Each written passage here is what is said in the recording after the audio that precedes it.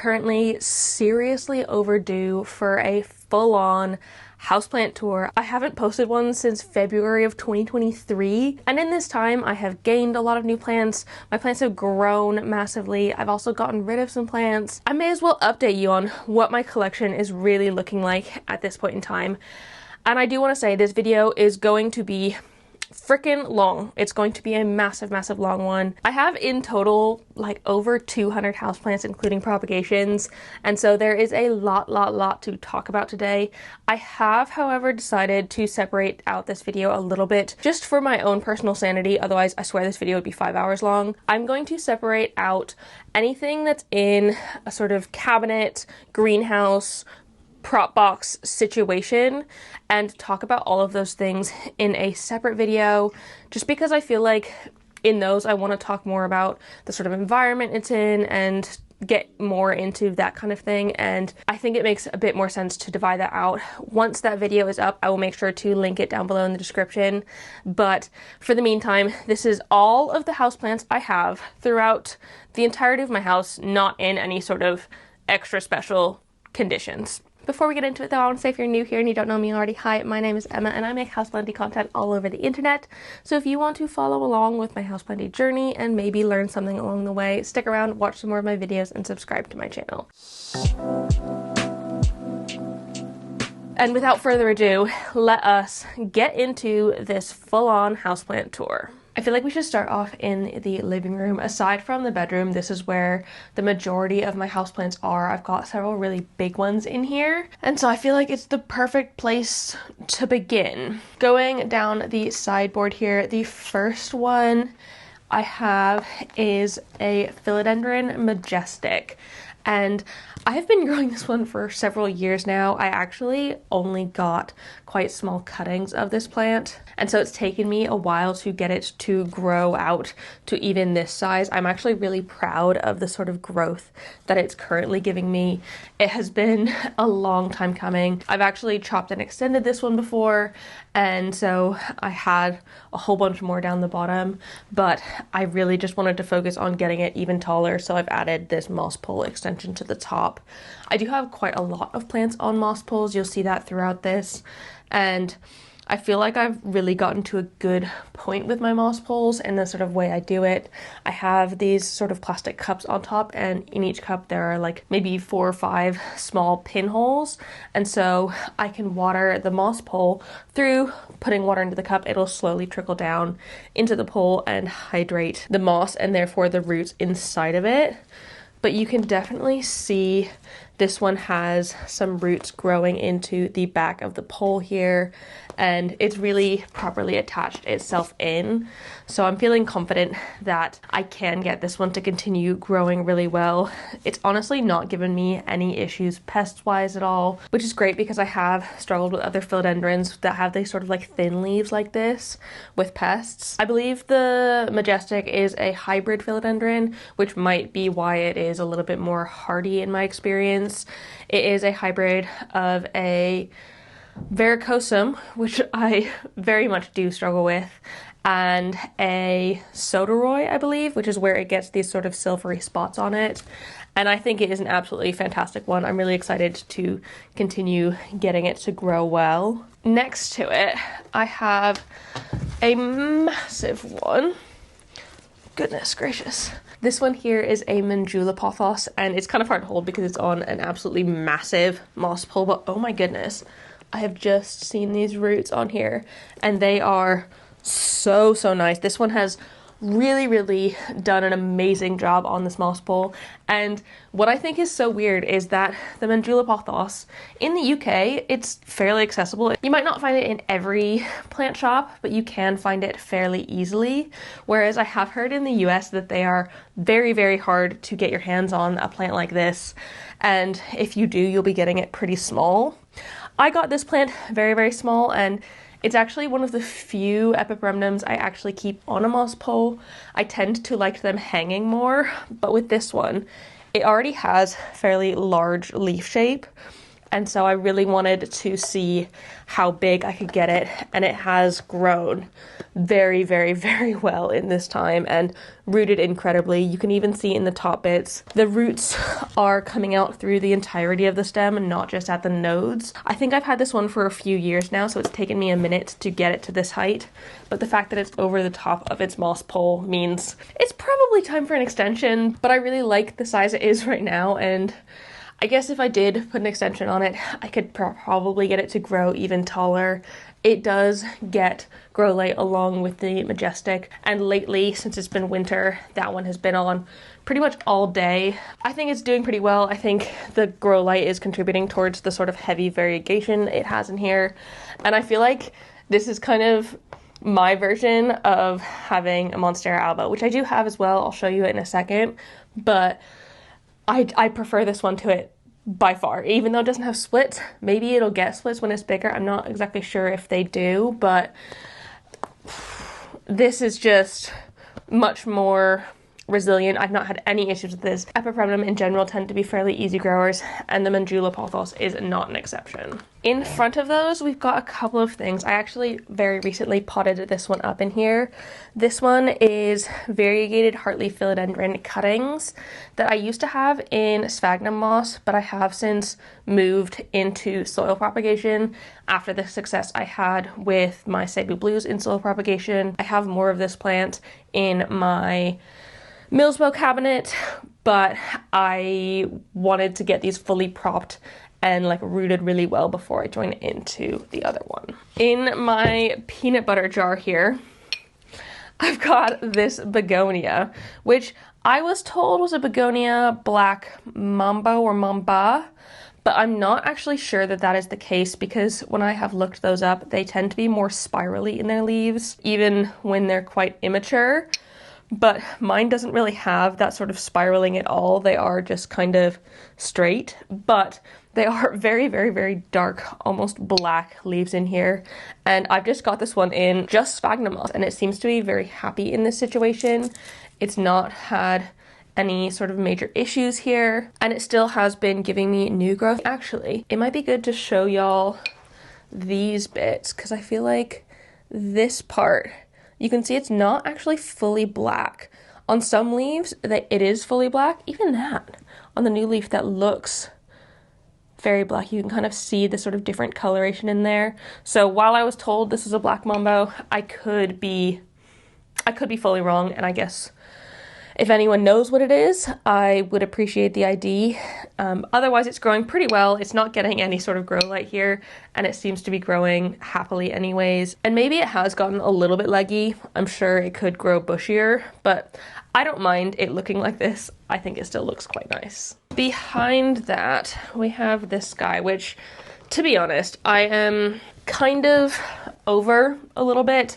I feel like I don't necessarily need to continue having it in my collection. This is a Rafritophora decursiva, and I think they are very, very cool. I think they are awesome plants. I just don't think I necessarily have the right space for one in my home. I feel like they might need a little bit more brightness, which I can't give it to it. And also, I have it on a moss pole, but I don't think it is, like, it's not actually growing into it. It's got this whole stem, which had access to a moist moss pole this entire time, and it's just not accepted it at all, which is kind of annoying. I don't know if I want to keep this one. I don't think I do. I think it looks really cool and great, but because it's like a maybe, I think that means it's a no, and that eventually I will get rid of it. Here we have my Alocasia Regal Shield, and this is one that I want to be working on this year because it has been a massive cycler for me. It has just been going through it. I don't think I've ever got it out of the like 2 or 3 leaf club, and even so, the leaves it was giving me aren't huge. They're really beautiful, and I love the vibe of the Regal Shield. I love the darkness in their leaves and like how they're almost black in there, and when they get bigger they look so gorgeous. But mine, it's been a little bit of a struggle, and while it has been fairly quick growing, I'm struggling with it a little bit. I do have it in front of a mother grow light, which is on most of the day. I've turned it off right now just because it looks nicer to film without it on, but it's normally got the mother grow light on in front of it, and that has, I think, helped with it. But because it's a sideways light, I think it'll probably be encouraging it to go sideways as opposed to up. I feel like this one really needs light above it in order to kind of grow the way I want it to. I can't personally give that to mine here in this home, at least. I don't have the space for it, but I think it would appreciate light from above. I've got a few more begonias back here. This one being the Begonia Ice Frost. And oh my goodness, this one is so, so cool. I've grown this one from a propagation. It was just a single cutting, and look how cool. It kind of looks like a little tree in the way it's grown, and I'm actually having to hold it up because it is not stable on its own. I should probably get it onto a trellis soon. Most of my begonias I have supported with some sort of like stake or a trellis in there. This one just has only recently gotten to this size, but it's also gotten much, much less leggy in this time. You can see the internodal space has definitely decreased, which is great. That's what we want out of our plants, to have a nice small internodal space but still give us these beautiful big leaves. I think that means it's just getting enough light. It's also receiving light from the mother grow light. All of the plants in this area are. It's a cane begonia, and it's been fairly chill in my experience, and I feel like it's just never given me anything to worry about, so I don't worry about it at all. This begonia is a Begonia coccinea. It is another cane begonia, but instead of the super like kind of wide leaves of the other one with the sort of more silver margins, this one, the leaves are very long and round. You can see there are several different branches off this one, and it has grown really well. I originally grew this one from, I think, one cutting, but it's got multiple stems in this because I've been able to chop and prop several times over. And I keep all of my cane begonias and most of my other sort of begonias, my rhizomaceous begonias, in semi-hydro, and I feel like that has worked really, really well for me with them. It's the only way I've found that keeps them hydrated enough, because they are very, very thirsty in my experience. I find that my begonias tend to be the ones, aside from maybe alocasia, that need water the most. A slightly different begonia I have here is my Begonia thurstonii. I don't think this is a cane begonia. I'm not 100% sure. I'm still figuring out non-cane begonias, but this one here has these gorgeous sort of leathery leaves, and the backs have these insane red veins. A lot of the begonias have red backs, but I quite like the way this one is green with the red veination on it. I think it makes for a really beautiful plant. This one here is in no drainage, in semi-hydro, and it's really liking it from everything I can tell. It has been a bit more of a slow grower, I found, than the cane begonias, but I think that is because I did get quite a small one to start, and so it's gonna just take its time on it. But it's doing really well, and I'm hoping that this next year it can continue to thrive in these conditions. Y'all have seen me talk about these ones several times over at this point. One of my absolute favorite philodendrons is in this zone, and it is my philodendron Melanonii. It was originally given to me as a philodendron fat boy, which is a philodendron martianum, but turns out it's not a fat boy. It is a Melanonii. It is just one of the absolute easiest philodendrons I have ever grown, and it turns out it's actually kind of a more uncommon one. I haven't really seen them be sold much in the UK at all, and so I feel very privileged to have one in my collection. And this one has actually flowered for me a few times, and it's flowering again for me, which I feel like is kind of weird. I feel like it's not necessarily the right time of year for a philodendron to flower because it's winter, but here we are. It's giving me a flower, and I'm not mad at that. But it has just given me leaf after leaf, and they are some of the biggest leaves I have in my entire collection. This one is easily like 50-60 centimeters, and while it is just kind of a plain green plant, I could not imagine my home without it, because it's just such a staple to me. Behind it in the back there, I have my Monstera Thai Constellation, and this one has grown phenomenally for me in this past year. I've had my Thai Con for, I think, several years now. I got it as a one leaf cutting in 2020 or 2021, and it has suffered. I've talked about it several times that it got like the worst root rot ever, and I had to bring it back from the brink of death. And luckily I was able to, but that meant that it was growing quite slowly for a very, very long time.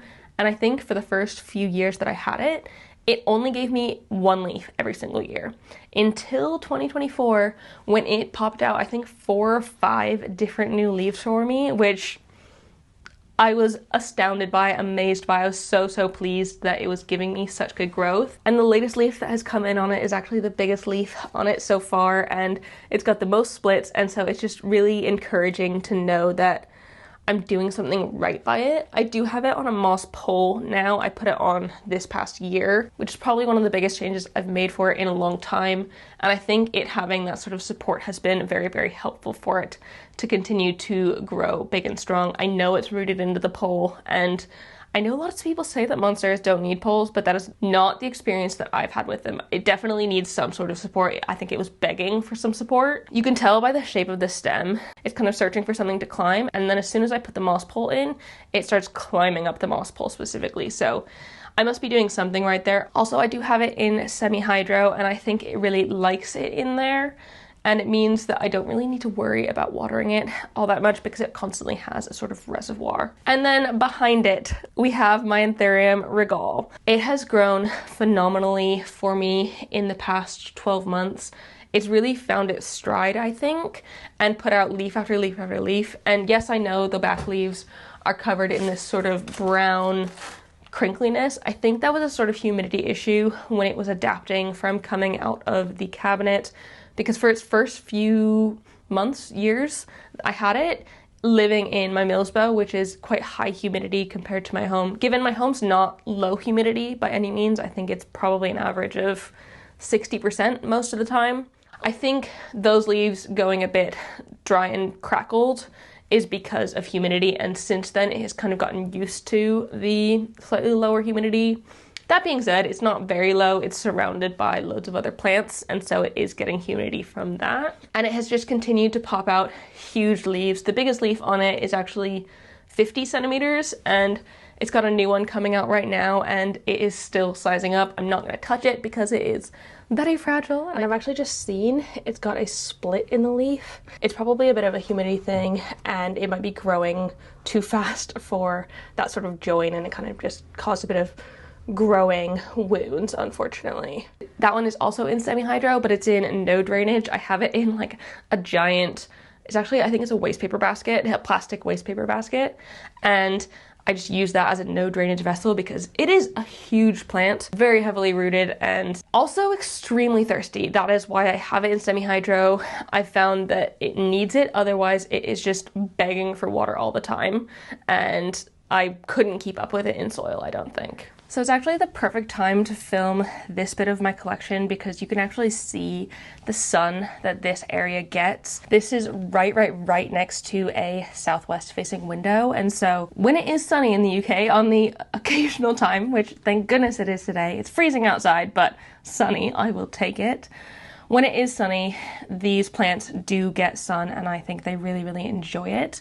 So this first one here is an Alocasia Gagiana, and this is actually the second Gagiana I have ever had.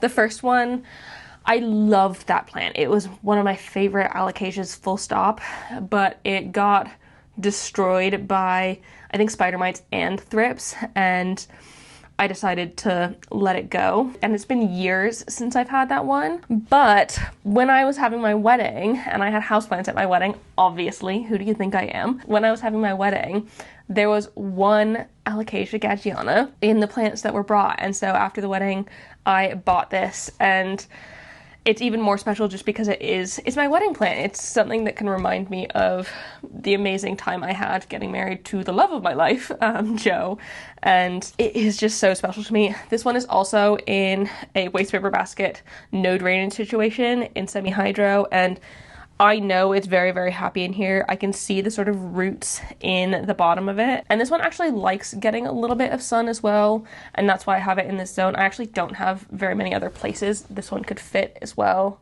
It's got these like huge leaves and it is quite a sprawling one, and they can grow massive as well. For now, it is very happy here and I'm happy with it too. It's actually just put out this new leaf, which is very exciting.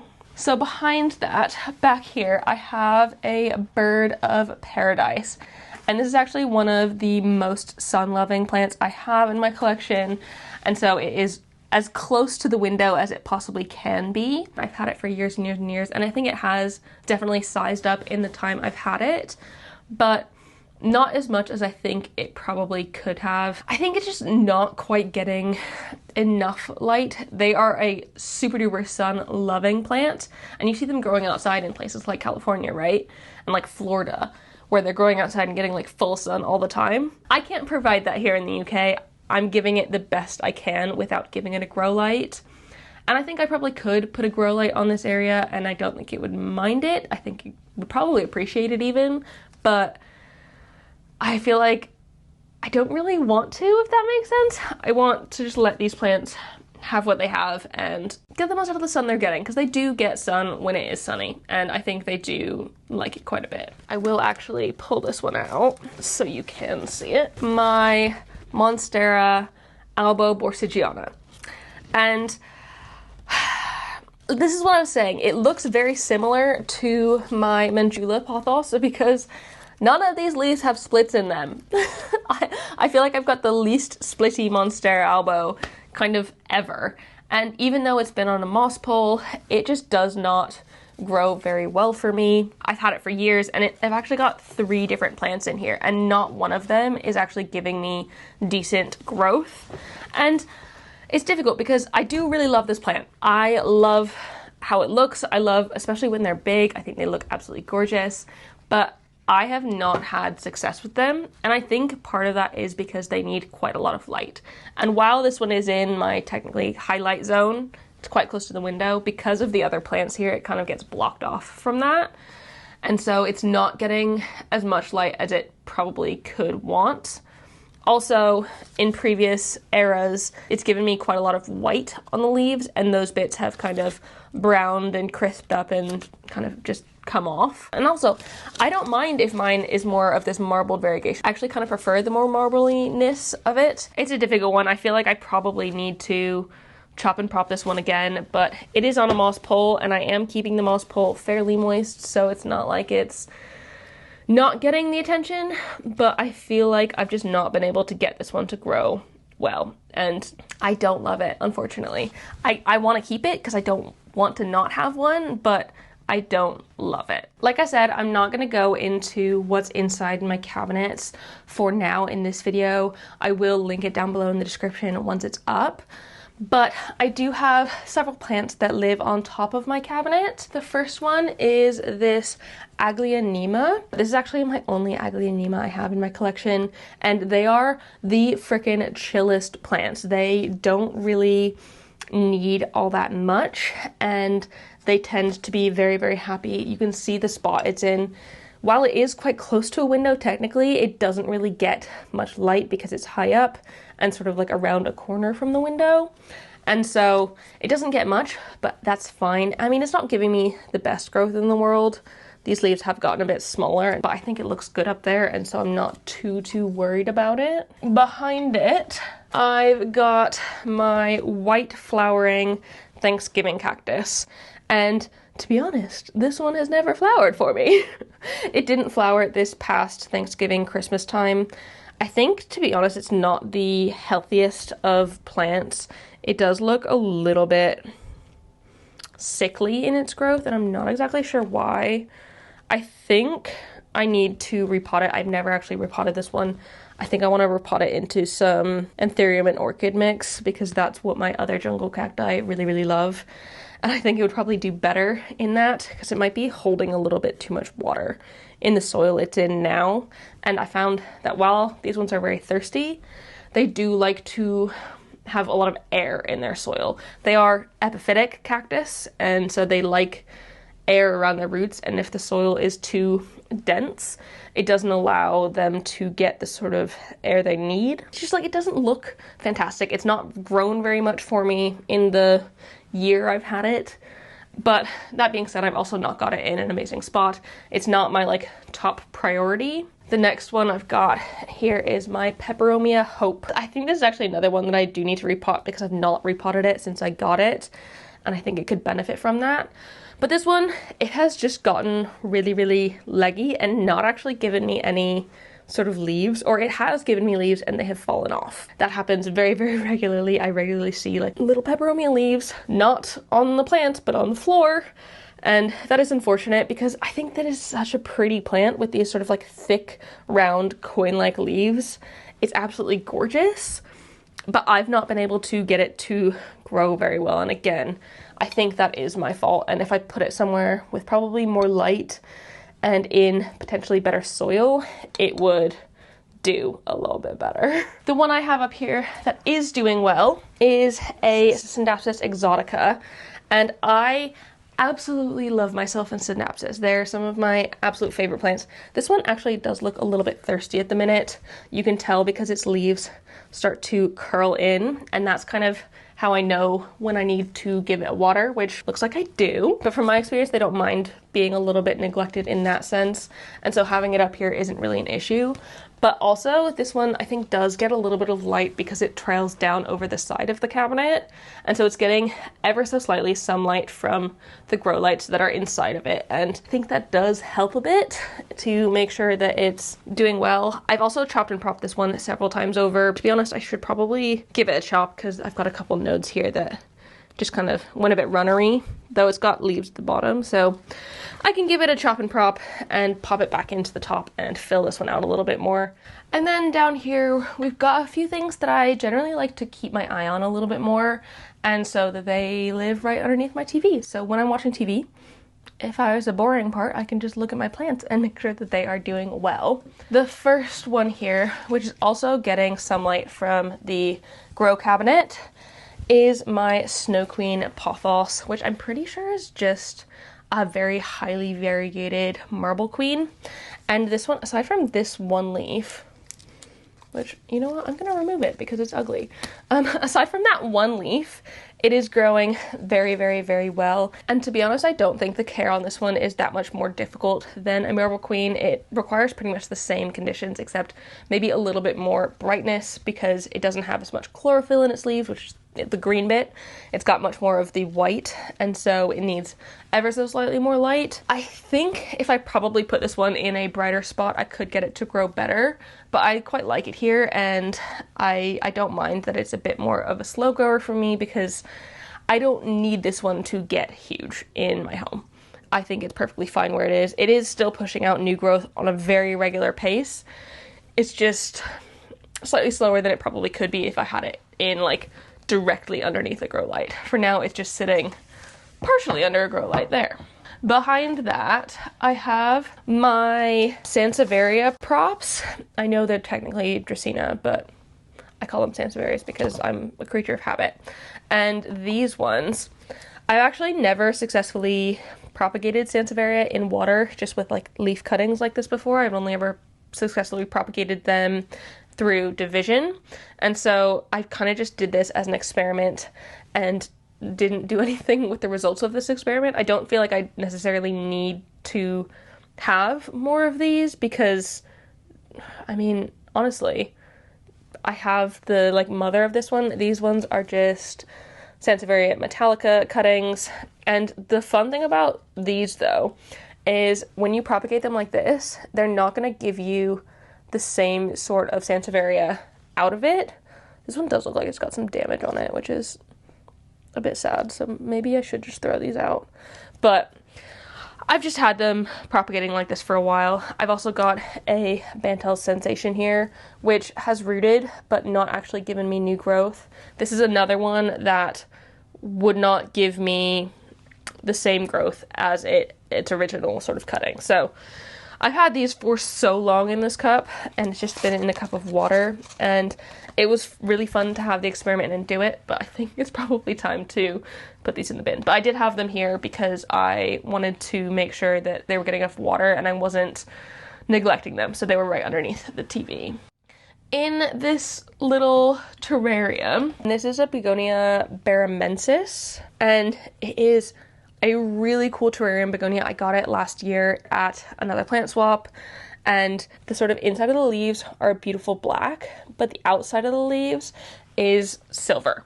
Like, they've got a silver margin on them, and they can grow very big and beautiful. I know I want to keep this one in sort of terrarium settings, and so that's why I've potted it in this sort of planted window. And it's not quite sealed because the top doesn't have rubber on it, but it is enclosed, and so it does get a little bit condensation-y in here. And when I notice that the soil is dry, I will top it up. But for now, it just lives here so I can keep an eye on it mostly, because I don't want it to go wrong. They are quite an uncommon begonia in the UK, and so I really want it to grow well, though I do think it would like a little bit more light than this spot can provide. I've got a little ditty Peperomia quadrangularis here, which I've just propped cuttings of, and to be honest, I absolutely ignore this one, even though it's in sort of my like pay attention to area. I ignore this one, and I've not really, I mean, it's actually very dehydrated. I should probably give it some water after filming this, but it's just fine, and it propped really, really easily. I think I just propped it in soil. I must have, and it was perfectly fine just like that. It has one really, really cool leaf on here though that's a bit mutated. It's kind of like two leaves in one, which I think is freaking cute. But otherwise, I really don't pay attention to this one, and it's been growing fine. It hasn't been growing well because I've not really been paying attention to it, but it's been growing fine. Next to it, the first peperomia that actually I was able to propagate successfully from cuttings. I mean, and the first peperomia I've been able to keep alive successfully as well, the Peperomia Frost. And it is just, oh gosh, it is also very dry, and so dropping some leaves on me, which is totally my bad. Let me just pull those off so they stop dropping. I desperately need to water this one, which, like I said, I will do right after this video. But this was the first one I was able to actually keep alive regularly. Before this one, I've always really struggled with peperomia, and I've not been able to keep them growing well. They've always just kind of melted on me, and the only way I was able to learn about them was through propagating them and trying to grow them from stem cuttings. And from there, it worked really well actually, and I was able to get this one to get, I wouldn't say big, it's definitely had bigger days. I mean, this leaf is actually pretty decent size. I promise I will give these water. I'm very sorry that I've left you dehydrated for so long. Normally I'm like quite on top of this zone. This one here is one of my oldest plants as well. Well, technically it's Joe's plant, but I guess since we're now married, what's mine is yours, and so it's mine. Given. Basically, since we've lived together, it's been my plant to take care of. Even before that, when we weren't even living together, I would take care of it in his house. But this is a Sansevieria Mikado, or Dracaena Mikado, and we got this from IKEA on our second date ever. Which is absolutely crazy. I mean, who buys a houseplant on their second date? I mean, I would, obviously. And it's actually grown so differently to how it was originally growing. It was originally a lot more upright, and the stems were a bit more like round and thick like this. But since it's grown, they've kind of grown a bit more flat in there, and they've grown a lot taller. I swear at some points this one has threatened death, but I've never actually let it get to that point because I care about it. It's a sentimental plant, and I don't want it to die, so I don't let it. But I actually have it here in this spot to disguise the TV wires because I don't like the way they look. So if I've got this plant here, you kind of can't see the wires. They just kind of look like part of the plant. It's kind of a disguise technique. This guy here is a Peperomia maculosa, and it's, I was gonna say it's seen better days, but it hasn't. It's It's not doing amazingly for me, unfortunately. This is one that was given to me as a gift, actually, and I've struggled with it in the similar way that I was struggling with my Sarcophylla before. I've not been able to necessarily get this one to grow well. The sort of leaves on it have been very curly, and I've not been able to... I mean, this one flattened out fine, but this one I genuinely don't think it will.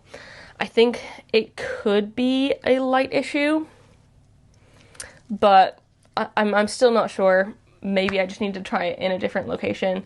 But again, this one is quite thirsty and it is currently dry, so I should probably give it a bit of hydration. This one is another one that you can get in the UK fairly easily, but I don't think you can get in the US yet. It is a Peperomia sarcophylla, and oh my goodness, this is genuinely my favorite Peperomia because look at these leaves. Tell me this doesn't look like it's an anthurium in a Peperomia's body. It absolutely is.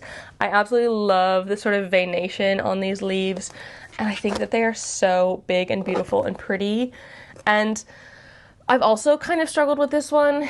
I was able to get it to grow this leaf. This is all my doing, but the leaf after that, it's kind of been a bit like curvy and wrinkled again. So I would love to be able to get it growing well again, and I think maybe it's a hydration thing. This one doesn't need hydration because I did repot it fairly recently, and so I've been keeping it a bit more moist than those ones, so that is a me problem. But also, I did crack the leaf on this one, and I taped it back together, and I did that, I'm pretty sure, like over a year ago, and it has just been absolutely fine since. I wonder if I could take it off and it would be fine. I mean, no. I was hoping that the tape would help it, like, kind of bond back together, but it doesn't look like it has. But it has scarred up fine, and it hasn't been an issue on the plant. I guess it does look kind of better now without the tape on it, but I really want this one to get to the point where it is doing a little bit better again, and I think maybe potentially putting more light on it would be a good thing.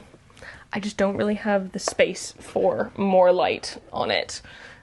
Unless I wanted to like move these plants out of this zone, they can't really get more light. I can't put a grow light here because then it would be like shining on the television, which would be weird. And then the last one in this zone is the Begonia Hatakoa Silver, which I have in no drainage semi-hydro, and this one has been a little bit of a mission. It really struggled in the transition from soil to semi-hydro.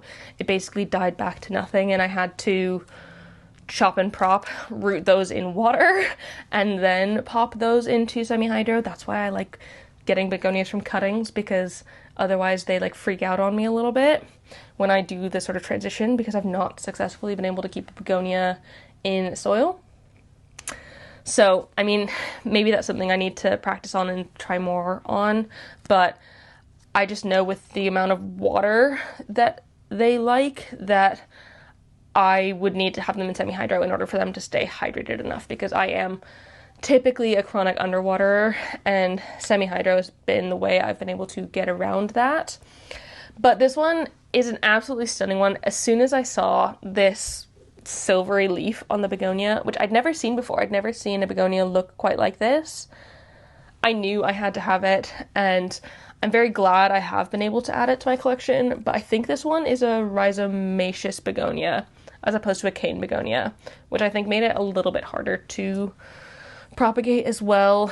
I feel like the cane ones, they just propagate in water so easily, whereas these ones didn't.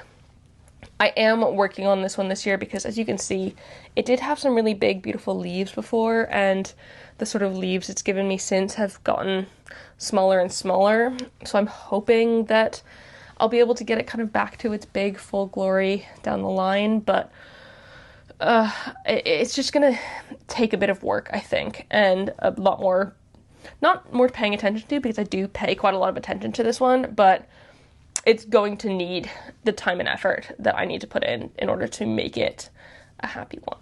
And then the last plant in this room, in the literal least planty corner I have, is my cast iron plant. And this one is actually a mixed pot because I have, I think, 3 different types of cast iron in here. I've got the sort of normal, straight, plain green one. I've got the Milky Way, which has got some little spots on it.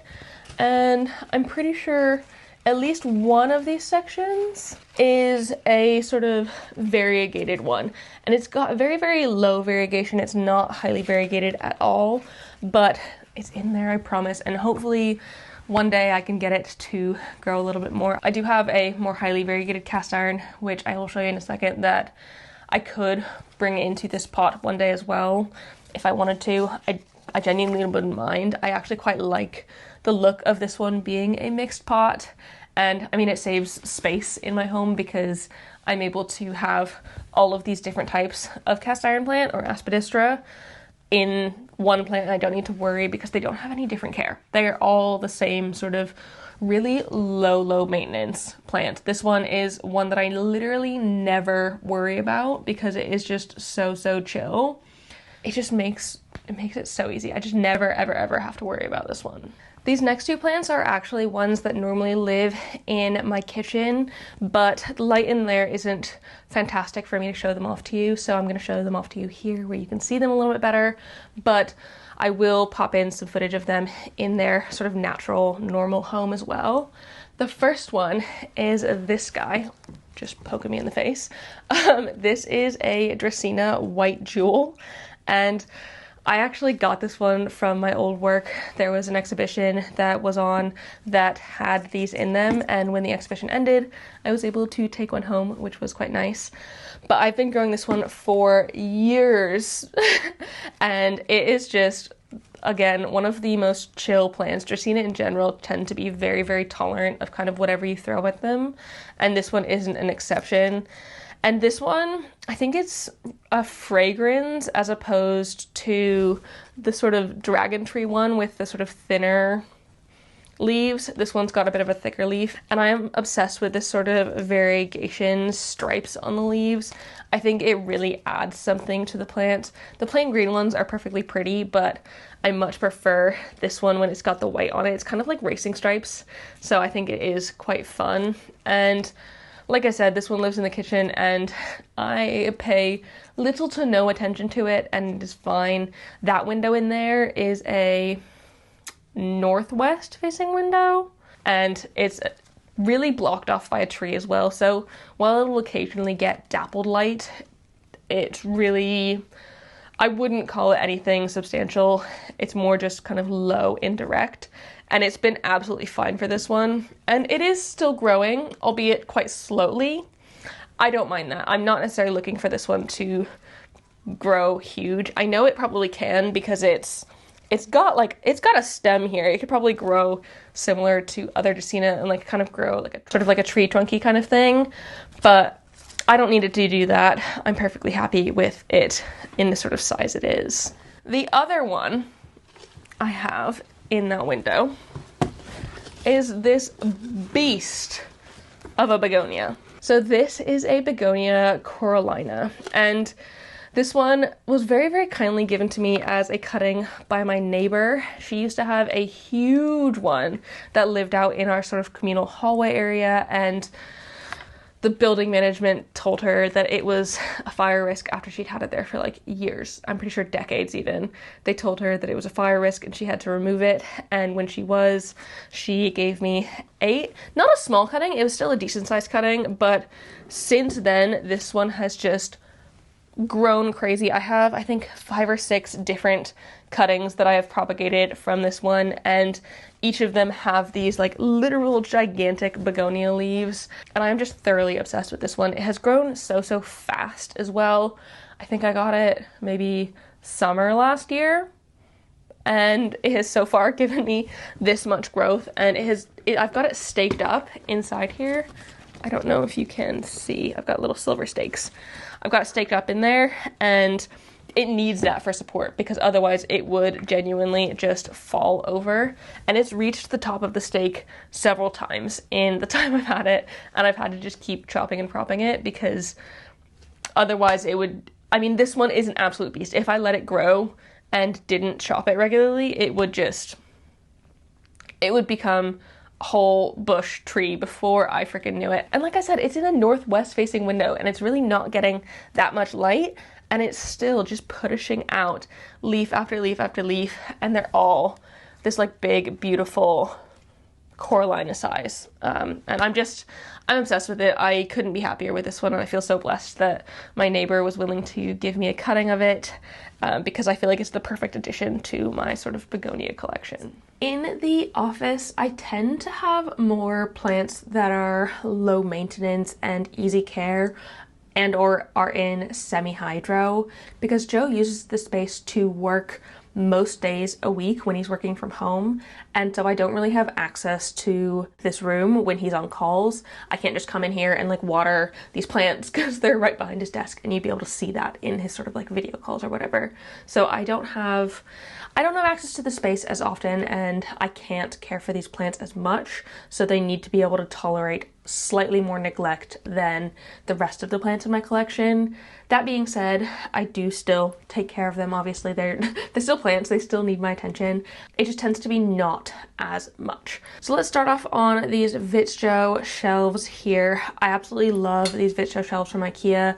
They are great for plants, and I haven't had any issues with them. I also like that they're somewhat customizable. I've been able to like take a shelf out of this middle one so I can put taller plants in this zone, which is great. On this sort of top shelf here, this little guy is a wax ivy plant, aka a senecio, and I have two in here. I've got a sort of variegated one and then a couple more of the non-variegated kind. And this is kind of like a more succulent-y version of an ivy. To be honest, I don't really think about it. I just kind of set it and forget it, and it's been growing fairly well. There has been some times when I've let it dry a little bit too much and I've got some crispy leaves on it, so I just remove those as and when I see them. But I like that it's a little mixed pot of variegated and non-variegated. I've got a couple things over here in cloches as well. The first is this Diddy peperomia, and this is a variegated peperomia actually. Grew this from a cutting that I got from a friend. It's only growing a little bit variegated. I kind of would have hoped that it would be more, but the new leaves, they just tend to not be as variegated as I want them to be. But since it is so small still, I think it still has time to kind of up the variegation. The new leaf that's coming in there looks quite light, so it's quite possible that it is more variegated, or that it will be more variegated going forward. But I have found with peperomia, because I grew this from prop, I've found that the easiest way to keep them happy is with really high humidity, and I didn't think that would be the case because I feel like they're semi-succulent-y plants, and I just didn't expect it to be that way, because I'm pretty sure they like store water in their stems or something, but I feel like I need to keep mine very, very, very hydrated in order to stay happy, and very humid in order to propagate as well, so that's why I have this one under a cloche. And then the other one, I have actually some more peperomia propagations. I genuinely don't know what these are, but you can see the sort of condensation in here is very, very moist. The soil it's in is wet, but these are just some itty bitty propagations. And like I said, I don't pay attention to these. With peperomia props, I really have to just let them sit in order for me to like actually have success with them, because otherwise, if I actually pay attention to them too much, they end up not doing as well as I would want them to. Aside from the Hoya on this shelf, which I will go through a bit more rapid fire in a second, I have one other thing. And this is a Guatemalense jungle cactus. I like to call it curly Q because it's just like a curly version of a jungle cactus. And this one's doing absolutely fine in here. It's definitely growing still. It's been a while since I've had it, and it's slow, but these grow lights stay on, I think from 7 or 7:30 a.m. until 10 p.m. and so it's getting quite a lot of light in the day, which is really beneficial to it.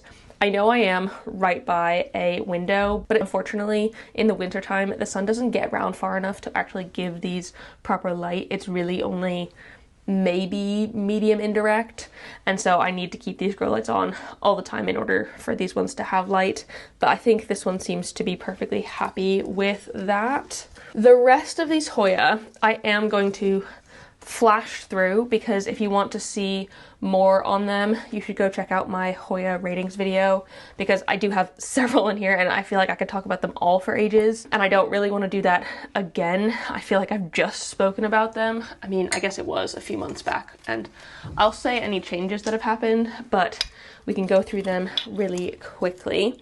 This is a Hoya carnosa, just the plain green form, and this is an heirloom plant.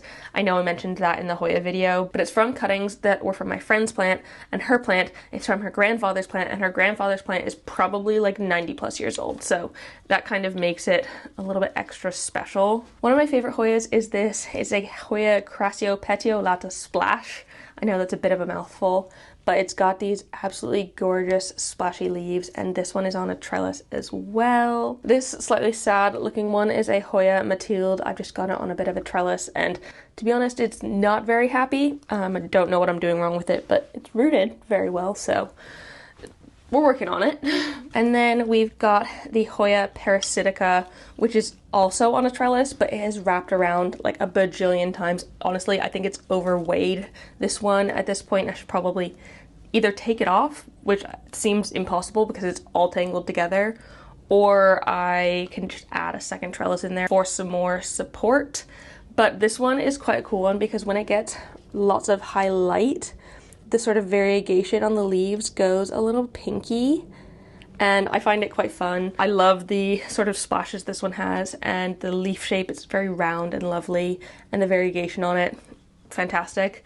And just the fact that it goes pink just gives it something a little bit extra special. This one is kind of coiling itself around this pole, but it is my Hoya Ovavata Splash in its matching pot. I'm obsessed with this combination here. I can talk about it forever, but this one has grown very, very well in the last year. It's actually started putting out new leaves. For a while, it was just one or two, and literally in the last 12 months, it has proper vined itself down, which is fantastic. I couldn't ask for better for it. Got some Diddy ones back here. I'm pretty sure this one is a Hoya Rebecca. Y'all ID'd it for me in my Hoya video, but it is just a pretty small one. It's kind of plain green, and it's been growing really well, so I'm not like worried about it, but it's definitely not on my like definite top favorites. I much prefer its neighbor, the Parviflora, because like look at those splashes. How can you not love these splashes? I think it just gives it a little bit more intrigue and excitement than those sort of plain leaves. It's kind of growing really weird aerial roots all over. I think it's because it was living in a prop box for a while in very, very high humidity, and so it put out all these aerial roots, but once I took it out, they kind of all dried up.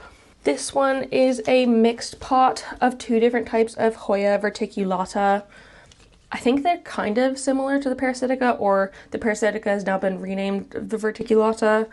I don't think either of these ones are the black margin, but it's kind of just another pretty splashy roundish one. In my head planter, love this one, I've got my Hoya Crimson Princess, which I actually have combined with my Hoya Crimson Queen since my Hoya video. I decided to just put them together in one because they do have basically the same care. And the way I remember which one is which, in general, aside from having memorized it at this point, is that the Queen wears the crown of variegation, where the Princess wears the dress. So that's how I remember the difference between the two. If you are confused, that's a fun tip, but this one's doing pretty well in here. Two more Hoya really quick. We've got the Hoya Memoria, another sort of longer leaf splashy Hoya, kind of similar in vibe to the Pubicalix, and the Hoya Linearis, which is a sort of fuzzy traily one. And it's doing fine. It's not anything incredible. I have put some props in it again recently, and I've been trying to keep an eye on watering it and making sure it's getting hydrated enough.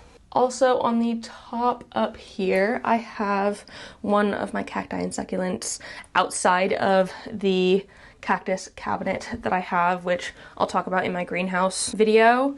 This is a Euphorbia lactee white ghost. This one is just mind-blowing to me. It has been growing so well since I've had it. It has branched out massively, and it's actually kind of almost split variegated, with this side being fully white and then this side it's not as fully white. It's got some green in it. It's still very light, but it is, at least on this side, it looks like it's half moon variegated almost. So I think that's really fun. It's got all these little tiny like new growth leaf things on it, which I don't really know why they do that, but I think it's cute, and it's been growing extremely well for me. This is actually one of the few that I don't have in semi-hydro substrate, not in a reservoir.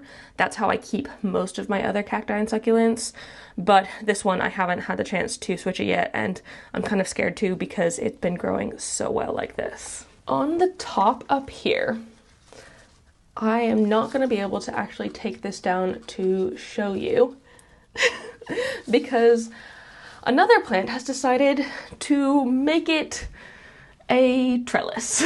Here we have my Dioscorea discolor, which I've trained to grow up the side of the shelf. It's pretty much attached at this point. I cannot take it off without probably causing it quite a lot of stress, and it grew all the way to the top and then decided that it wanted to use my Ripsalis paradoxa minor as a sort of climbing frame. So some of the tendrils have just decided to climb up some of the Ripsalis vines, and this one is a very cool one. It is a very fast grower. I grew this one from a single leaf. I think I got it at the end of 2023, and since then it has just grown phenomenally. It is, however, extremely thirsty. It's another one that I keep in semi-hydro because I could not keep up with the watering schedule it needed in soil. And since I've popped it in semi-hydro, it has been a whole lot happier. But even still, I can't keep up with the schedule it needs in semi-hydro either. There's times when the reservoir has gone fully dry and I've not done anything about it for a couple of days because I haven't been able to access it in time. Down on this bottom shelf, I have slightly bigger plants. I'd say these are medium-sized. They're not exactly huge, but they're not small either. They do take up quite a lot of space. And so it required me to take out this shelf because it did have another layer of shelf in here. And I didn't have enough small plants to fully fill this up, but I also had these big plants that I needed a space for. And so I figured this was the perfect solution. And I have put this box in here as a little bit of extra height on some of them that need a little bit more of a boost. Like this one. This is my Alocasia cuprea red secret, and this is the newest leaf it's put out. It's freaking massive and doing so well. It's actually 3 plants in here. So it's got the cuprea red secret, which is the 2 big ones, and then there's a small one in there as well. And that's actually an Alocasia aslanii. I've popped them into the same one because, to be honest, I couldn't tell that they were different when I did it, but they're also pretty okay with similar care, so it was never kind of an issue. This one has also been really loving having the grow light on all of the time. I think that is why it has given me such big growth recently, and there's actually a new leaf on the way in here as well. Behind it, we have one of my most stubborn plants ever. This is my El Choco Red, and this one has been on the struggle bus for so freaking long. And it's given me recently some leaves that have like struggled to come out of their sheaths. I think that might be a bit of a humidity issue. The humidity in here is 60% right now, but it can get lower because we run a dehumidifier in here sometimes because we dry our laundry in here. So it does tend to stay fairly medium, but between 50 and 60%. And I feel like that's not necessarily been good enough for this one to grow well and like not get stuck in its own sheath. I've had to help both of these leaves out because they literally broke themselves before coming out. And so I had to help them because if I didn't help them, they would have further broken and potentially snapped off entirely. It's also been quite slow in its new growth, taking its sweet time in here. I have it on a moss pole, but I don't think it's, oh no, it is attached in there. I do keep this one fairly moist, not as moist as some of the others because it requires watering so frequently and I'm not in here watering as frequently, but it's fine. It's doing okay, and I think I'll probably be working on this one in the new year. Got a gorgeous begonia here. This is my begonia Black Forest, and it has these amazing dark black leaves on it, and I'm obsessed with this one. It was actually given to me as a Cracklin' Rosie, but it's not one. It's a Black Forest. I still want to get a Cracklin' Rosie. They have very similar leaf shapes. I think that one's just got a little bit more pink in it, so it's quite an easy mistake to have made. But this one is just chilling in here. It's on a trellis like my other begonias. And to be honest, I don't have that much to say about it because it's just doing fine in semi-hydro like all my other ones. At the very back, I've got this guy, which is one of the newest plants I have in my collection.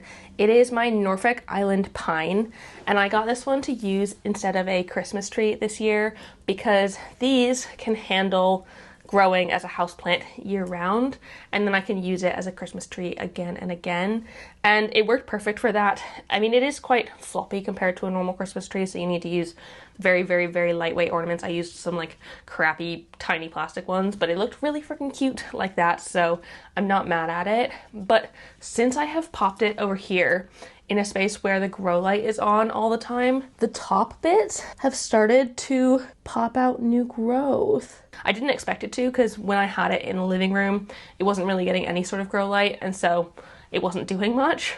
But as soon as I moved it in here, I started seeing new growth coming out. My funky Dracaena goldiana, I think it is on this shelf as well at the back. This one's also fairly new to me. I think I got it in November, and so I'm still figuring out what it likes, but it is doing quite well here. I love these sort of weird stripes. Honestly, it doesn't even look like a Dracaena. It looks kind of more like a bromeliad or even a snake plant, but the leaves are quite a lot thinner and waxier than those other things. So it is obviously a different plant, but I'm taking this one day at a time because I am still so new with it. This bad boy here looks a little bit awkward at the minute.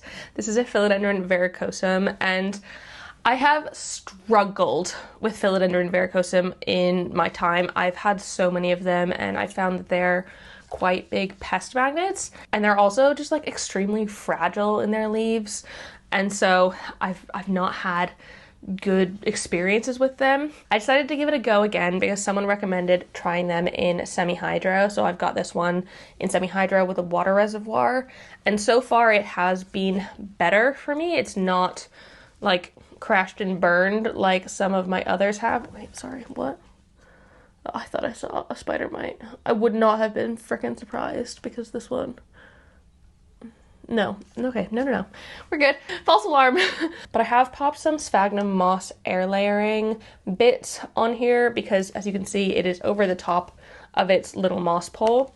And I figure if I can get these two nodes to root, I can pop them back down into the bottom. I can have a slightly more full plant. I think I would like that a little bit better. And then I can...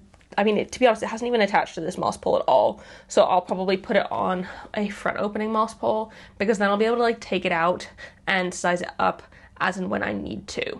And then the last guy in here, I'm not actually going to take off the shelf because it is quite big and heavy. This is my Alocasia dragon scale, and holy cow, I love this one so much. I really want to do an Alocasia ranking video at some point, and I feel like this one will be fairly high up there in those ranks because it is so big and beautiful. It has just been putting out absolutely gorgeous, super dragony leaves. Like, I totally understand why it was named dragon scale because these look like what dragon scales look like in my mind. And I just absolutely love it in here.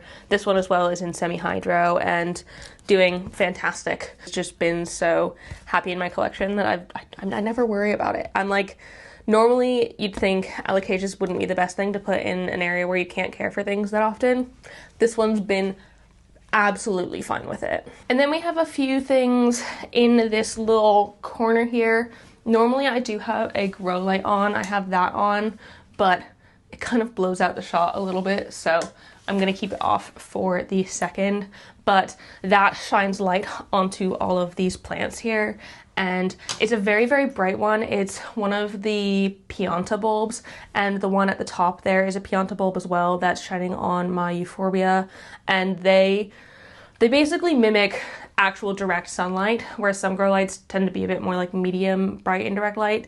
These ones, I feel like when plants are this close, it mimics actual sunlight and can actually burn your plants if you let them get too close to it. But I actually have 3 plants inside this pot here. This first one here is my philodendron Florida Ghost. You can see I do have some ghostliness in the leaves, but it was quite far pulled back from the grow light for quite a long time. It's still not close, and it has meant that the leaves have faded into more of a green color, and I think that's absolutely fine. I don't really mind that that's the case. It is just growing so incredibly well. I put it on this trellis to try and stabilize it a bit. I probably could / should get it on a moss pole because it looks like it needs some support. I'm also tempted to chop and prop it because it's got so much internodal space in here throughout all of these really. There's just quite a lot of internodal space, so if I chop and prop it, I can maybe make a bit of a more full plant. I should also, there's a tiny little philodendron Florida Beauty in the bottom of it down here.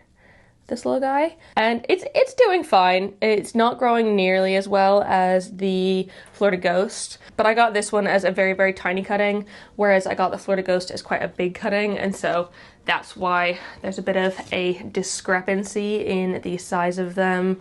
And then next to it, I actually have this Rhaphidophora tetrasperma. I have 2 of these. The other one we will get to when we get to the bedroom, but I have 2 because I'm pretty sure one of them is tissue cultured and one of them is not, because they do grow slightly differently. This one grows more compact in there and the leaves are more split, whereas the other one, there's a bit more internodal space and it's not quite as splitty. But I've just got this one on a trellis and it seems perfectly fine climbing this. I grew this from maybe like a 1 or 2 leaf cutting, and it has grown this far and I'm very, very proud of it. In the very back of that pot there, I have this bad boy. This is my gigantic Monstera dubia. It is doing phenomenally as well. I got this one at a plant swap last year and it was given to me as a gift as quite a large one, and from there it has just gone crazy. And I didn't quite realize how fast the large form of the Monstera dubia grows. Once it has grown out of the shingling properties of it and it gets to the point where it's got splits in the leaves, I found this one grows so incredibly fast. I feel like it puts out a new leaf maybe once a month. You can also see that this moss pole is wrapped in cling film. This is the only one I have wrapped in cling film. I did this when I went away for a little while and I wanted to make sure my moss pole was staying moist. And I decided to leave this one because this is the main plant on a moss pole in the office. And because I can't get in here as regularly as I can the living room or the bedroom, having moss poles in here, they dry out a lot faster. I found when I've had big things on moss poles, including that, I cannot keep them as happy as I want to, but since I've wrapped this one, it stays incredibly moist and I don't need to water it near as much. And I do think it is a little bit unsightly. It's not my ideal, but I'm not in here very often, and having the plants in front of it kind of covers it up as well. In here, I also have an IKEA greenhouse cabinet. This one is a Rudsta that I converted into a greenhouse for my cacti and succulents. But again, I'll talk about that another time in my greenhouse video. The top of my Rudsta is kind of divided into 2 halves. This half, which is plants that I like and are doing well and get grow light normally. And then this half, which is plants that I don't take care of and are probably going to leave my care, whether it's through the bin, through trade, or giving away or whatever. I guess we could start with these few tiny ones. I'm not going to talk about them very long. The first one being my philodendron martianum, my philodendron fat boy. I really wanted this one for such a long time, but I have very, very, very much so struggled with this plant because I really like these nice fat stems that it has.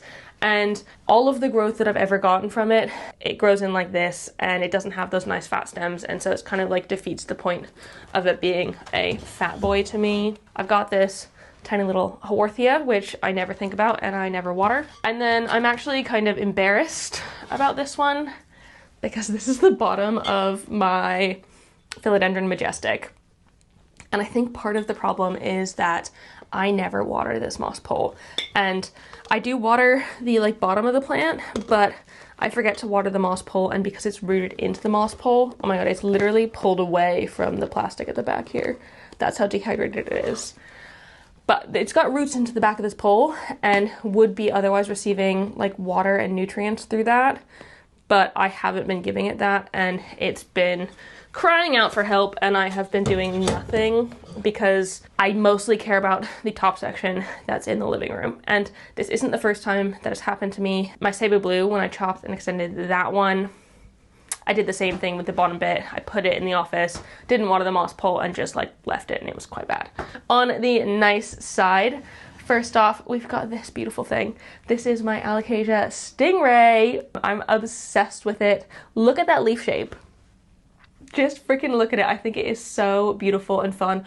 And it's actually got a new one coming in right now. Oh my goodness. Exciting. I did just cut off a couple of the bottom leaves because they were going yellow, and it makes sense now because it's pushing out a new leaf. It is still in the process of cycling, unfortunately. And I don't think I water this one near enough. It's in no drainage here, but it gets thirsty quite quickly, and I need to probably water it a little bit more than I currently do. I have a little succulent-y guy here. This is my Kalanchoe Felt Bush. I grew this from a cutting as well. This was one of my first succulent cuttings. I think maybe one of the very few that I've had that I've actually succeeded in growing a new plant out of. And it is such a cool one. The leaves are these like beautiful velvet, kind of, I mean, they look like miniature versions almost of the Florida Ghost in terms of shape. It's got these little lobes, but they are so, so soft. Oh my goodness. It's doing so well here, and for being a succulent, and I'm not normally very good at succulents, it's doing fantastic.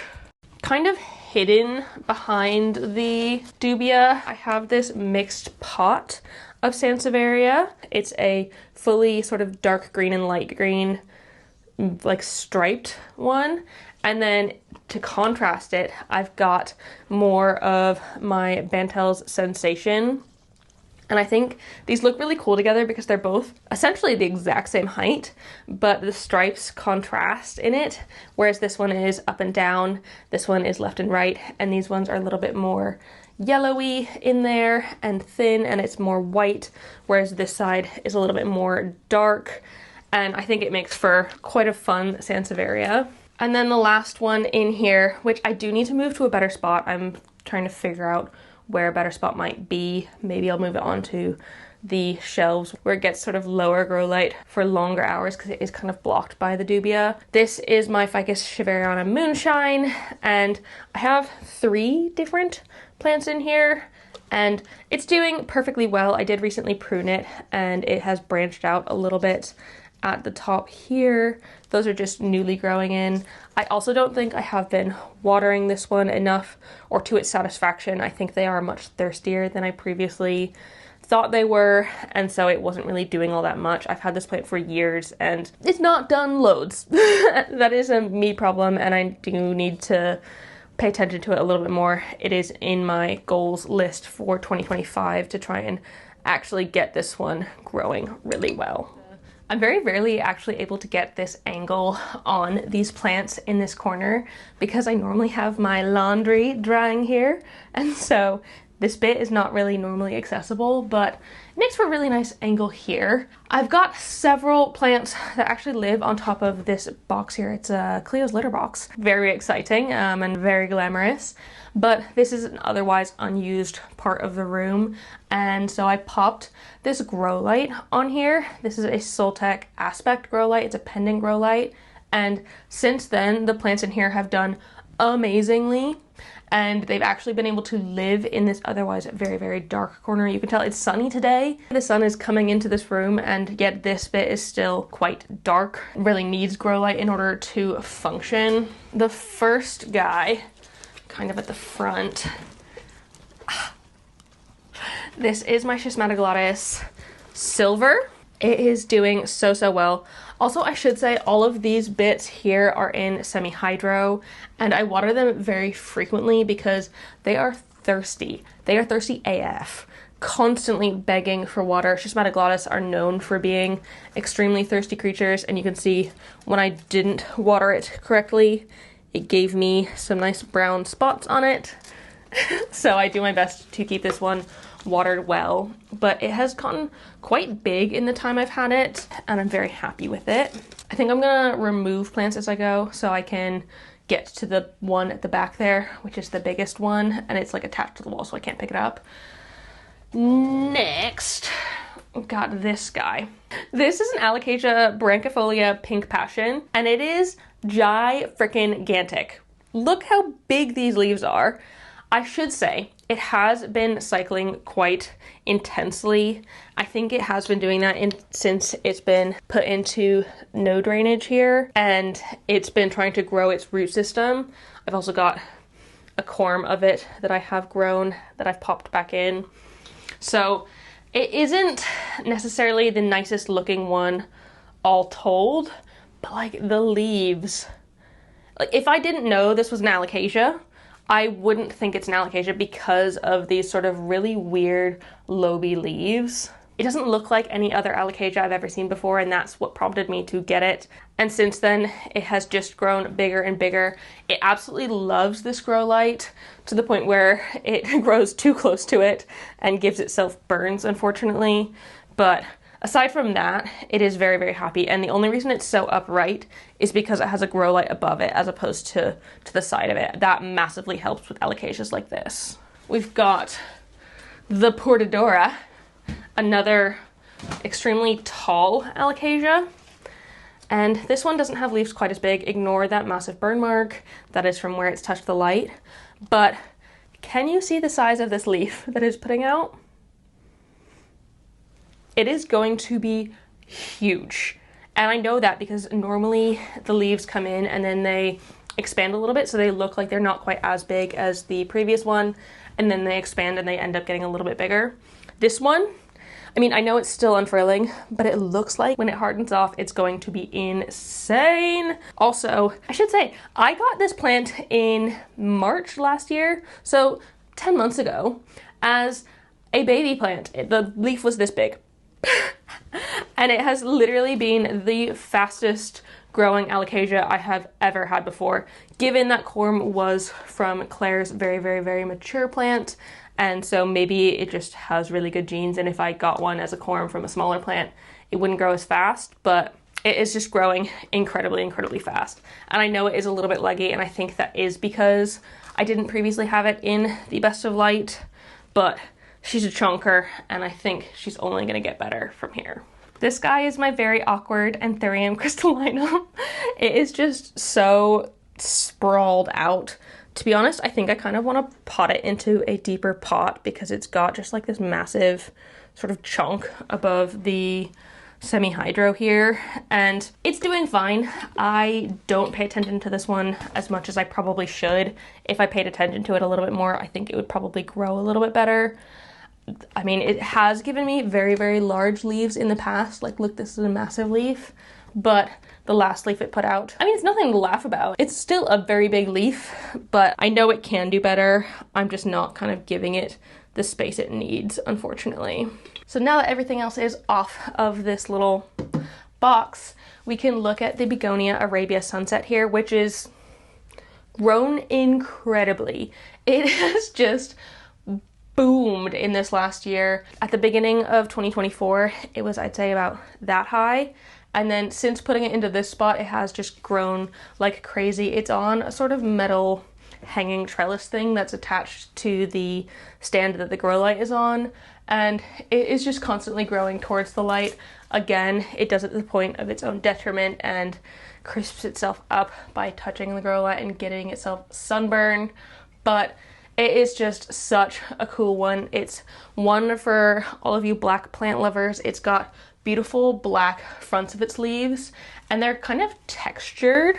They kind of have like a bumpy, spiky texture, but the backs of the leaves are like a gorgeous blood red as well. So it is probably, in my opinion, the ultimate goth plant, and I am absolutely obsessed with it. The final plants in this room are the ones that live on Joe's desk. There's 3 massive ones here. The first of which being my gigantic Alocasia Mitchelletiana Frydek, but like not variegated one, my plain green one, and it's huge. It's huge and it is awkward. I have it currently staked up and like tied around because if it's not, it looks weird. It does not have enough like strength in its stems to support itself. It's kind of all over the place, and I think part of that is because it's gotten a bit leggy. That is my bad. It's not necessarily getting the best light in this spot.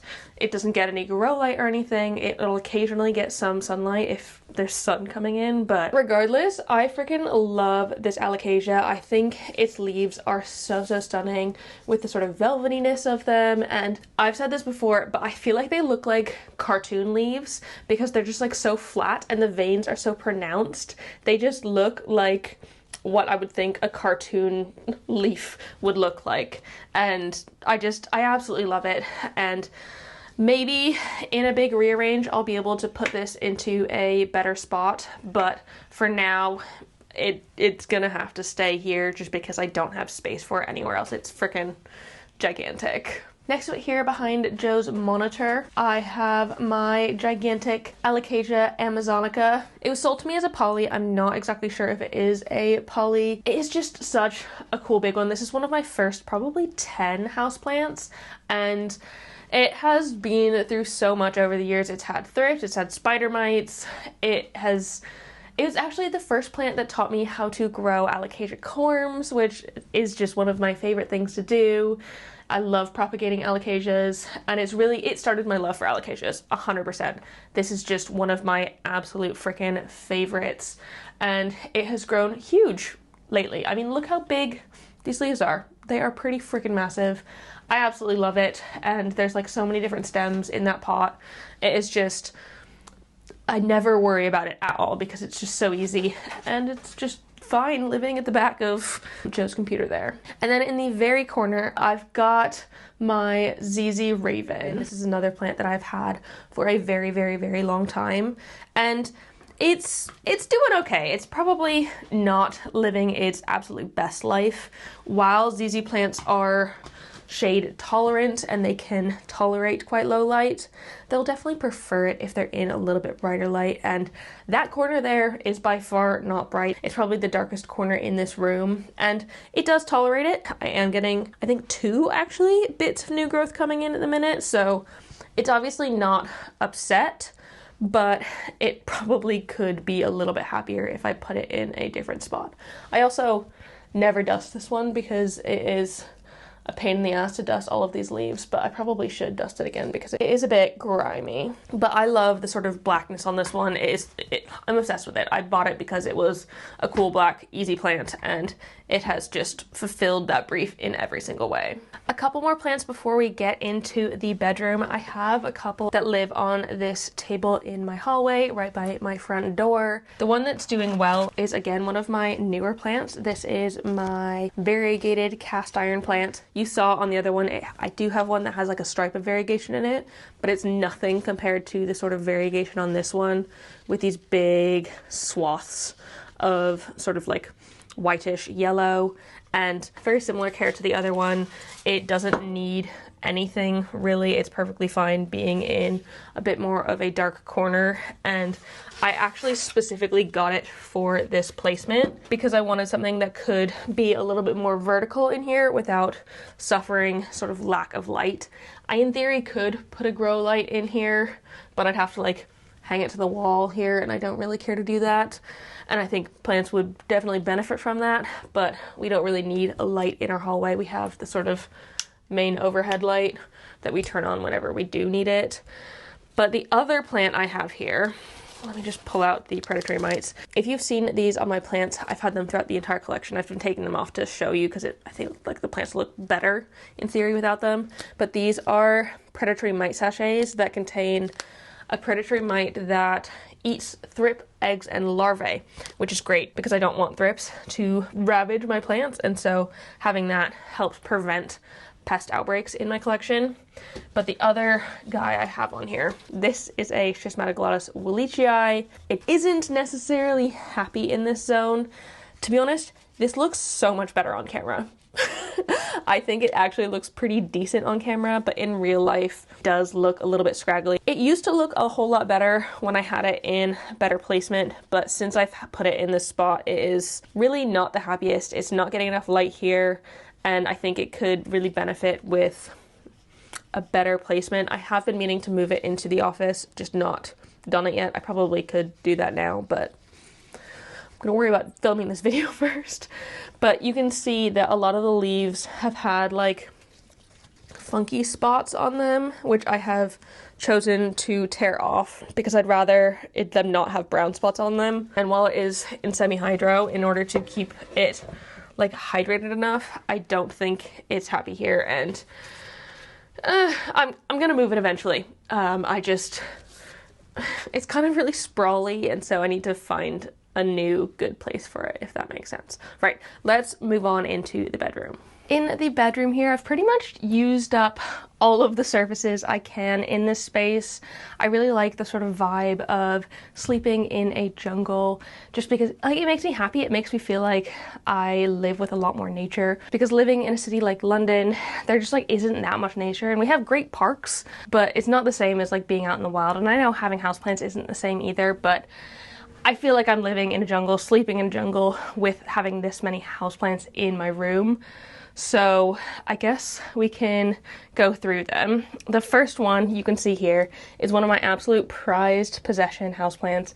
It is my Philodendron glorious, and I grew this one from, I think, a 2-leaf plant, and I got it quite small, and it has just absolutely boomed in growth over the past few years. It has grown to the top of this moss pole several times over, and I've had to take several cuttings of it, which I've popped back down into the bottom of the plant, and just created a very full Philodendron glorious. I think it's probably one of the fullest ones I've seen. Usually I feel like people grow maybe 1-2 stems up a moss pole, whereas I'm pretty sure at the top it's got at least 3 stems. Down at the bottom, I'm pretty sure it has something like 5 or 6, and they're all doing really well in there, and they're rooting really well into the pole. This plant, it's currently on a stool in order to kind of make it look more balanced in the space, but it has some absolutely gigantic leaves. Do you see the size of that? Like what the heck? And I know that it'll just grow more if I continue to increase the size of the moss pole. It's already quite a big one. It's not the biggest one I have. It's not the tallest one, but it is 2 full moss poles in length already, so larger than most of the ones I have in my collection, except for maybe my Rhaphidophora tetrasperma, which we can chat about in a second. But I just don't think I have room. If this was all on one more pole high, it would just be, I think, a little bit too tall and make it quite difficult to move about my space. Behind it, we've got my Cebu Blue on a moss pole, and this one it was actually my first Cebu Blue I ever had, and the first plant I ever put on one of these D-shaped moss poles, which have become my absolute favorite type of moss poles. They're the only ones that I've been able to keep consistently moist and actually get the plants to grow roots into the back of them. This one is not any different, and I've actually chopped and extended, oh my god, sorry, I just saw that root and it's just so thick. I've actually chopped and extended this one several times over just because I am trying to get this one to fenestrate. It's one of my goals for 2025 to get this one to the point where it can fenestrate. I don't know if it will get there, but I just absolutely love this one, and Cebu Blue is one of my absolute favorite plants in my collection as well. I have another one that I'll show you in a second. I just love the sort of silvery leaves on it and the texture it gives me, and it's just such an easy grower, and I never really have to worry about it, so it makes for a really, really great houseplant that you could either grow up or trailing down. On the other side of my glorious here, I have probably the tallest plant in my collection. It is my Rhaphidophora tetrasperma. It is on a moss pole that is literally taller than I am, and I'm 5'9", which is pretty crazy. The plant is on the floor right now, and the moss pole goes to above my head, and it is just one of the craziest growers. It grew the height of this pole in the course of 1 year. Since then, I have been chopping off the top quite regularly. For a while, I was thinking about getting it to grow above this pole and along the top, similarly to my golden pothos and stuff, but I decided against that just because I've heard that these can be a lot more damaging to the ceiling than the golden pothos have been. Those epibremnums haven't really attached themselves to the ceiling at all, whereas I've heard that the Rhaphidophora tetrasperma would actually cling itself to the ceiling, and that could lead to much more damage. And where I am letting my Synapsis exotica do that, I don't want to let this one. I don't know, it's kind of hypocritical, but you know, this is a massive plant on its own, and I think I want to be able to move this one if I find a better spot for it, because it is just like, it's absolutely massive and it's got about 1 billion leaves. So I do like to give it a shower when I clean it, because I can just bring the whole pole into the bathroom. Whereas the Syndapsis, because it's kind of trailing everywhere, I don't bring it to the bathroom. I'm never going to pick it up, whereas this one I can as it is. So I will continue. I've got a couple of plants that live on a tension bar just up above my desk, which get no grow light, and I know that's probably not the best for them. They'd probably prefer it a little bit more, but I found when I give my Polyneura too much light, it ends up going lighter green, and I like to try and keep it this beautiful dark green on here. If you've watched my Hoya ranking video, I'm not gonna spoil everything, but this one is very, very near the top of the list because it is just such a big, beautiful one, and it recovered from flat mites. It was absolutely riddled with flat mites, I think, at the end of 2023. It was horrid how many were on this one, and I was able to sulfur treat it, and I mean literally every other plant in my collection, and get rid of the flat mites, and it has been growing so much better since. It's actually been growing since, which makes a huge difference.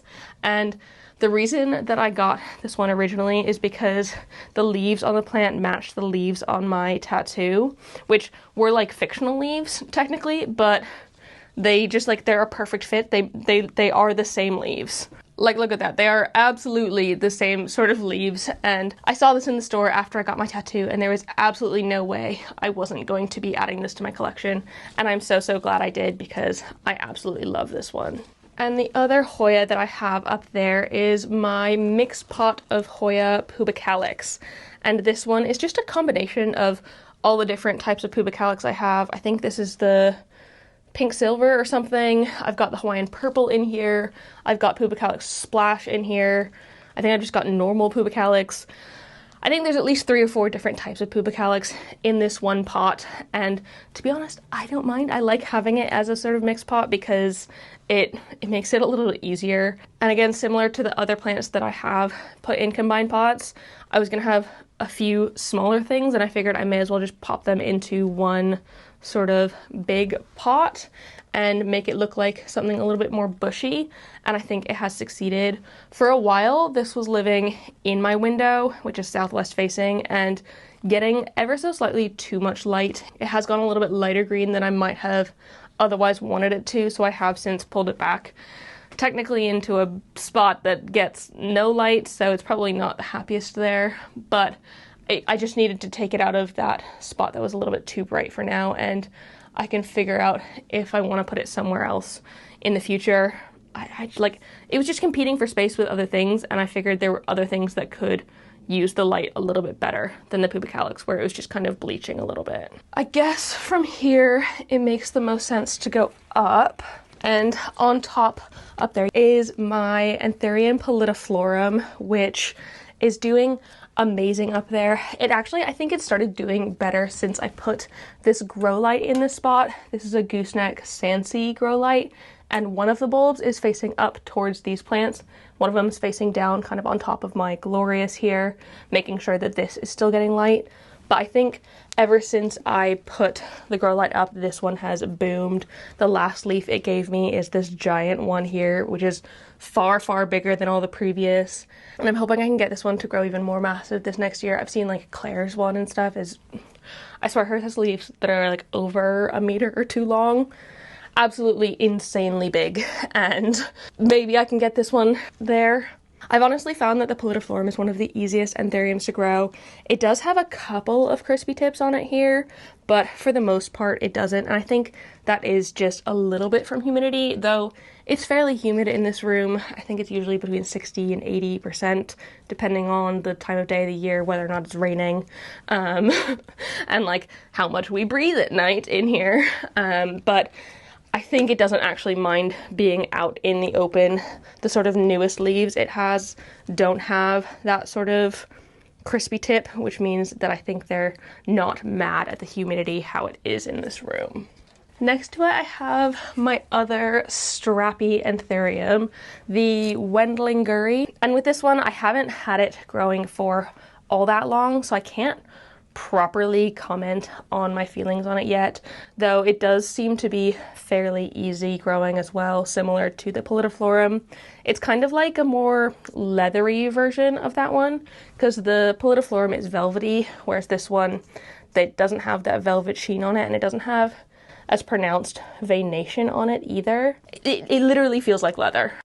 And then this last one before we get up on the bed is my Philodendron Burle Marx Variegata. So I have had this one for several years. I grew it from a cutting that I got at the first plant swap ever, which I think was 2022? Oh my goodness, it's been so long. It has just absolutely exploded. One of my favorite things about the Burle Marx is that it kind of grows exponentially. So literally every single node pops out with the sort of main growth point as well as an auxiliary growth point. And this happens throughout the entirety of the plant. And so it kind of grows exponentially. This one actually has started putting out more variegation on its leaves since having the grow light up there, which is normally on at this time, but I think for the sake of the video, it just looks nicer to have it be off. And I think it really loves having that grow light, because for a while it was giving me a bit more highly green leaves, and so having the grow light on it has definitely helped.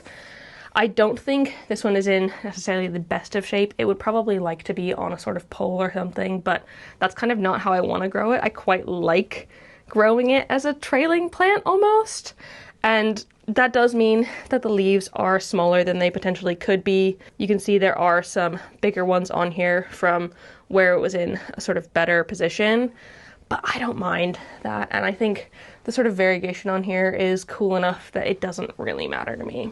So continuing along the shelves over my bed, the next one we have is my Enjoy Pothos, or Pothos Enjoy. It is another Epipremnum aurum, and I had this one for yonks. It's one of the first plants, again, that I had in my collection, and it's not getting anything special up here. It does not get amazing light. It doesn't really get grow light from that gooseneck one. I've also got a grow light down the end back there, which it doesn't get light from, and it is just absolutely fine and still putting out loads of growth. This one also kind of grows funny.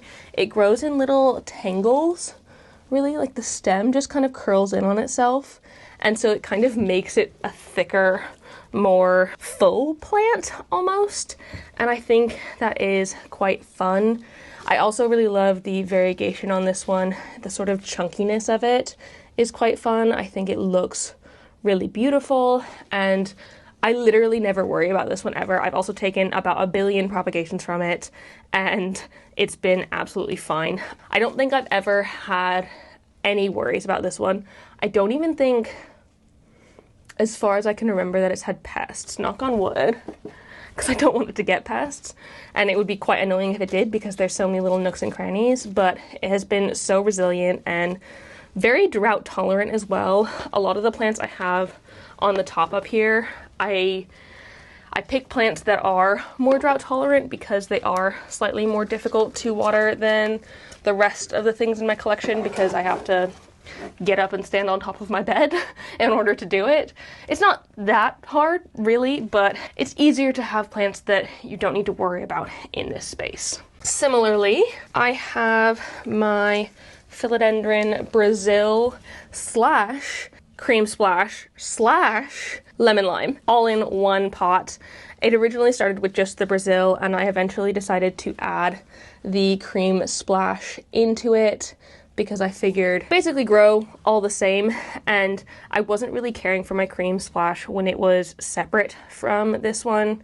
And kind of same with the lemon lime. I was propagating it for ages, and while I'd love to just have like a full pot of lemon lime, I don't mind propping it into this one and just having a little bit more variation in the sort of color that goes on here. Again, this one probably would benefit from having something like a moss pole because you can see the leaves are still very small, but I don't really mind. I like having it trailing, and it doesn't really bother me that they aren't the sort of big leaves it could possibly have.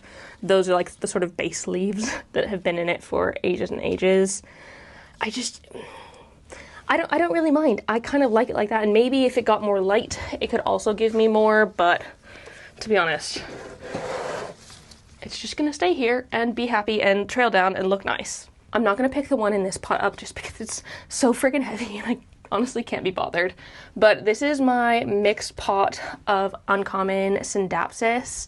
It is one of my absolute favorites because I love Scindapsus. It is one of my favorite genuses overall, and having a pot that combines all of the gorgeous bits of Scindapsus, it just makes me so happy, and I love seeing the sort of contrast between the different types in here.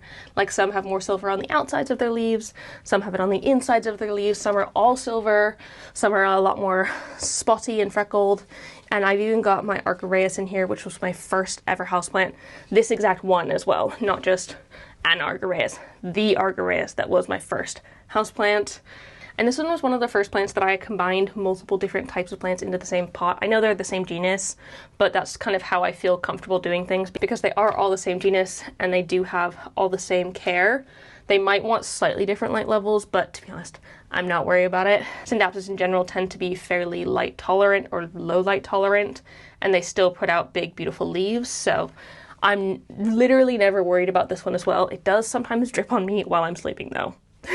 If I've given it a big water, sometimes it'll have some agitation.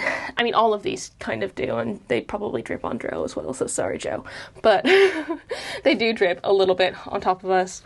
Only very rarely though, and it's never like a big issue, if that makes sense. I just really love this one. It's got, I think, maybe 8 or 9, maybe even 10 different varieties in here. I will put a list of them on the screen and try and show you which leaves go with which one, because there's so many different types, and to be honest, there's some that I might confuse with each other because they look quite similar. So I'm just going off what I was sold them or given them as, and oh, it's just so cool. I love this pot. I think it looks great with all of like the diversity within it. I have 2 houseplants that I keep on my bedside table. These 2 right here. The first one being one that I kind of use, again, to disguise this cable for the grow light up in that corner. This one is my Sansevieria or Dracaena Metallica. And this one this year has kind of gone a bit mental. It was in a space that had quite high grow light earlier in 2024, and that kind of caused it to have an absolute boom in growth before all of the leaves were kind of fairly similar in length, and then suddenly it just decided it wanted to give me a whole heck of a lot, which I'm not mad at. I think it is quite cool, and it does a better job at disguising the cable because it's got so many more. But this is one of my favorite Sansevierias because of the sort of coloration on here. I love the white variegation in it, and it looks very silver, which I think is fun. And it's quite stripy too, so I do really love this one, and I'm glad I have it here. It isn't in probably the best space for it to receive the most light here, but Sansevierias in general tend to be fairly resilient and low light tolerant. Of course, they probably prefer a little bit more light, but they can tolerate not having as much. But next to it was the begonia that kind of started it all for me, the one that I figured out first, the begonia white ice. I got this one as cuttings a few years back, and I was able to propagate it and get it to grow quite well in semi-hydro. This is how I learned that it was good in semi-hydro. Before that, I wasn't really having much success with them. But since starting the semi-hydro with them, it's been doing really, really well. And you can see I've got several different branches in here at this point because I have chopped and propped it so many times. This is also one that I really love to propagate and share with others because I've had such good success with it. Basically, I figured out that cane begonias can be very, very easy because of this plant. And I quite like how different it is to other begonias. It's got a very pointy leaf, both at the top and the bottom. And in higher light, at least, the bottoms get more silver down here. The density of the silver gets higher. Let me see if I can find one for you. I think that's probably the best one from when it was in a higher light spot. Now you can tell it's not in the brightest of places. It doesn't get any sort of grow light, but it is still growing very well. It's not sizing down or anything. I'm not worried about it. And like, it's just doing absolutely fine in this place, and I think it looks really nice adding something to my bedside table here. This guy here is another Scindapsus argyraeus, but I've trained this one to trail along my ceiling. It's not technically connected to the ceiling at any point, but I've got these little twisty hooks that I just pop the vine into and close it off, and then it looks like it is trailing along this sort of quite awkward beam we have in our room. We've got two of them, and I've basically covered them with trailing houseplants because I much prefer the look. It kind of hides them from existence and creates a beautiful like planty arch over it. So the first one I have doing that is this argyraeus here, which wasn't my first ever argyraeus, wasn't even cuttings from my first ever argyraeus, but it's a very nice argyraeus and I really like it. And then I've got these two here, which this one is a golden pothos, one of the other oldest plants I've had in my collection. And I've put, I think, 3 or 4 different plants into this one pot and got some vines trailing all along this way and back. And then this one here is a marble queen. Again, I've had this one for ages and it trails along that way. And the reason I've picked these ones, aside from being great trailers, is that they are so low maintenance. I really never worry about these. I feel like a lot of the plants I have in more hard to reach places are that sort of low maintenance because I don't want to have to think about it. I don't want to have to worry about taking this whole thing off the wall, which I think I've done once or twice in order to spray it back, I think, late 2023 when I was dealing with pest issues. I haven't so much anymore, but I sprayed it, and so I've taken it off this once or twice. But I swear, this is like meters and meters of growth on here. Probably my longest plant, or in competition for it, because it just goes back and forth. I literally am circling it around this beam in order to fill it up and hide, because I don't like that. Like, my ceiling is taller than this, but I've just got this very random beam and I like that I have it covered. Also, this one is extremely thirsty because it has so many plants in one pot, and in theory I probably should upsize the pot, but I don't have a bigger hanging pot that I could use for this one. Another one vying for top spot in my longest plant category is this one, my other Scindapsus exotica. This is actually the first plant I've ever put into semi-hydro, and I've got it in like a massive lechuza pot up here, and I have never repotted it since then. I think I put that in 2020 and I've not repotted it, and it just has vines and vines and vines and vines all trailing down. I have them across my whole mirror and down and back up and across and down, just to, again, make a nice arch. It creates quite a nice frame when I am looking at myself in the mirror, and I can see that I look pretty with all the plants around. It makes me feel prettier when I'm surrounded by beautiful plants, and so I like having this one here. It does also run out of water very quickly because it's got so many roots in there. I've never repotted it since. so I know it's thirsty. It is also doing something quite interesting up at the top. There's one vine that is shingling along the ceiling, which I find very fascinating. It's not something I have ever had my Synapsis do before. I've seen it happen in like sort of botanical garden settings, but never in like an actual houseplant in a home. And I know it'll probably strip the paint when I ever take it off, but I'm not planning on taking it off anytime soon. So that's a problem for later me if I want to remove it. For now, I just like seeing it shingle along the top because I think it's quite fun. I have a couple more plants living on that top shelf up there, and they can live up there because I have a mother grow light attached to the beam, actually, kind of just above where my golden pothos is, and that shines on this area all day. It comes on at 7 in the morning, it helps us wake up, and then it stays on all day until 10 p.m. And that is literally the only way this zone would get light. It is otherwise blocked from the window, cannot possibly get any natural light, and so this one fully relies on the grow light, and the plants in here I have need to be okay with that. Speaking of which, we have my second Sable Blue Pothos, which I have just recently potted up a bunch into the same plant because I decided I didn't need to have 4 different other plants aside from my climbing one over there. I'm not trying to get this one to fenestrate because it probably won't in the sort of hanging style, and I just like how beautiful they look hanging down as well. The Cebu Blue definitely at some point in my collection journey had the top spot for my favorite plant ever, and so I liked to have multiples of them. And while it is still very, very high up on my list, it's not top anymore. I don't think that's a problem, but I'm okay with having 2 of them. I'm okay with having repeats, especially because it is such a beautiful one. The other plant that lives on this top shelf is my Hoya retusa here, and this one's actually in bloom at the minute, which is super exciting. I found that this one is more of a cold weather bloomer. It'll bloom in the winter as opposed to the summer and spring like a lot of my other Hoyas, and the blooms on this one are so different from any other Hoya because on this one, they bloom in sort of single flowers, whereas most other Hoyas tend to bloom in like bunches and lots of flowers grow from one peduncle, whereas this one is literally single flowers from each peduncle, and it creates a very different effect on the plant. But I think that's because, I mean, maybe not because, but I think it's quite nice because the sort of leaves on this one grow in bunches like that and kind of exploding fireworks or pom-poms.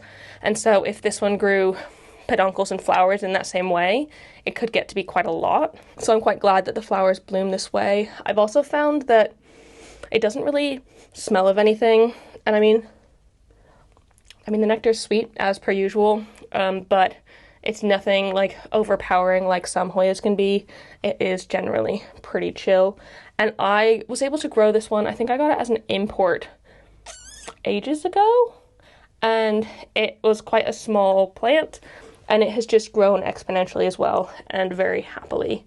It's a very easy Hoya.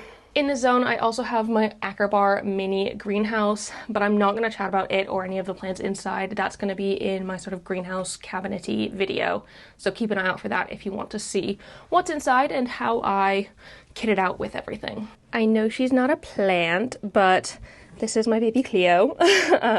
This is her favorite spot to hang out if it is at all sunny, just in front of my southwest facing window in my office desk chair, to be honest. And so it does kind of mean that when she's in it, I can't edit. I mean, I do kick her out sometimes, but I don't like to because she's just such a little silly sun-loving kitty. Oh, hi baby. Hi sweetie. Hi. On this little plant hanger here, I have 2 plants, my zigzag cactus as well as my black pagoda lipstick plant. The zigzag cactus I grew from a couple cuttings that I got from Claire's plants, and it's been a while. To be honest, I don't think I've been treating this plant exactly correctly. I haven't put it in great light until very recently when I put it into this window, and since it's been in the window, I think it's grown a whole heck of a lot better. It's been giving me growth like this as opposed to growth more like that, which I mean is fine, but I would like it to continue giving me this sort of very zigzaggy rickback fishbone cactus vibes, and I think now that it is in this spot, it will continue to do better. And then we have the Black Pagoda lipstick plant. Also grew this one from propagation, and actually a single propagation, yet now it has really filled out. I found that Asacanthus kind of just like multiply when they're grown from props and just grow stem after stem, and I think it makes for a really cool plant. And the leaves on this one, they're quite funky. I think they're, to be honest, more fun than a sort of normal lipstick plant, in my opinion, because like the front sort of looks like a funky animal print, and the back is purple, which I mean, I like. I personally like the purple side of this one more than the green side, so it's kind of nice having it up in the window because the green side can face out and I get to see the purple side. This one is also a prolific bloomer. This time of year it is blooming constantly. I feel like you can see every single node on this one has got these little lipstick flowers, and these ones are quite different from the typical lipstick plant flowers. They don't have the lipstick part. Instead, I think they kind of look like weird alien snails and they're quite fun. But like I said, this one will probably bloom for me for the next couple months. Actually, it started in around November, December time and will continue throughout the rest of the winter season. The next plant in the window is my Hoya rosita here. This one I've been growing for several years at this point, and it's doing pretty well. It's called the rosita because when it gets sun stressed, the leaves go this lovely little like blushy red color.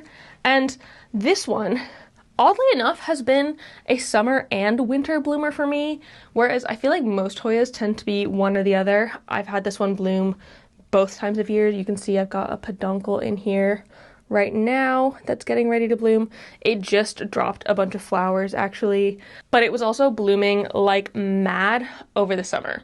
So I'm not really sure what's going on with it. Maybe it just likes to bloom, but it's probably one of the most prolific bloomers in my collection. In my disco ball planter here, I've got some sort of jungle cactus.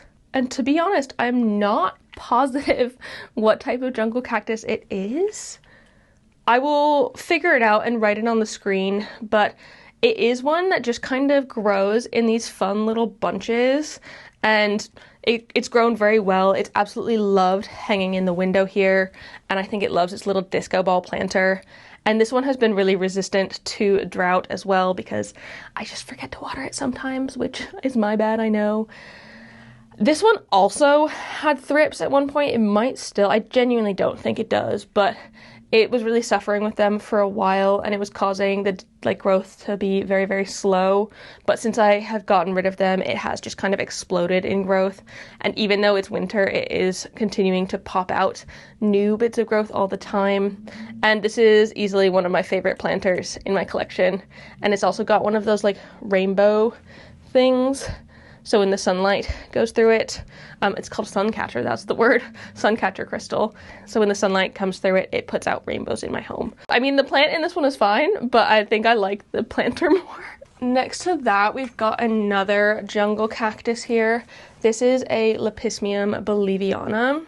And this is actually my second Lepismium bolivianum because the first one that I had got destroyed by thrips. It was so bushy and dense, similar to this one, but they were like deep in there and I could not get them out. And they were like the thick, nasty kind of like dark thrips that I just could not get to go away.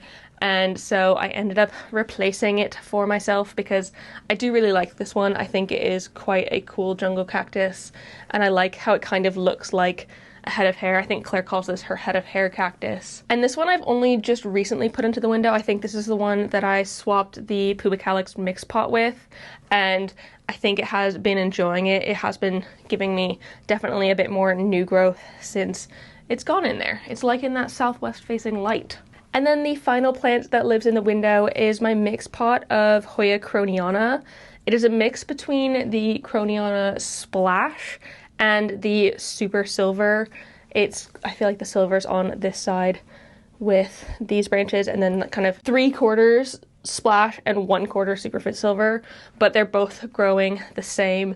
They're both getting the same amount of light. They're both the same amount happy, and they both bloom a whole heck of a lot.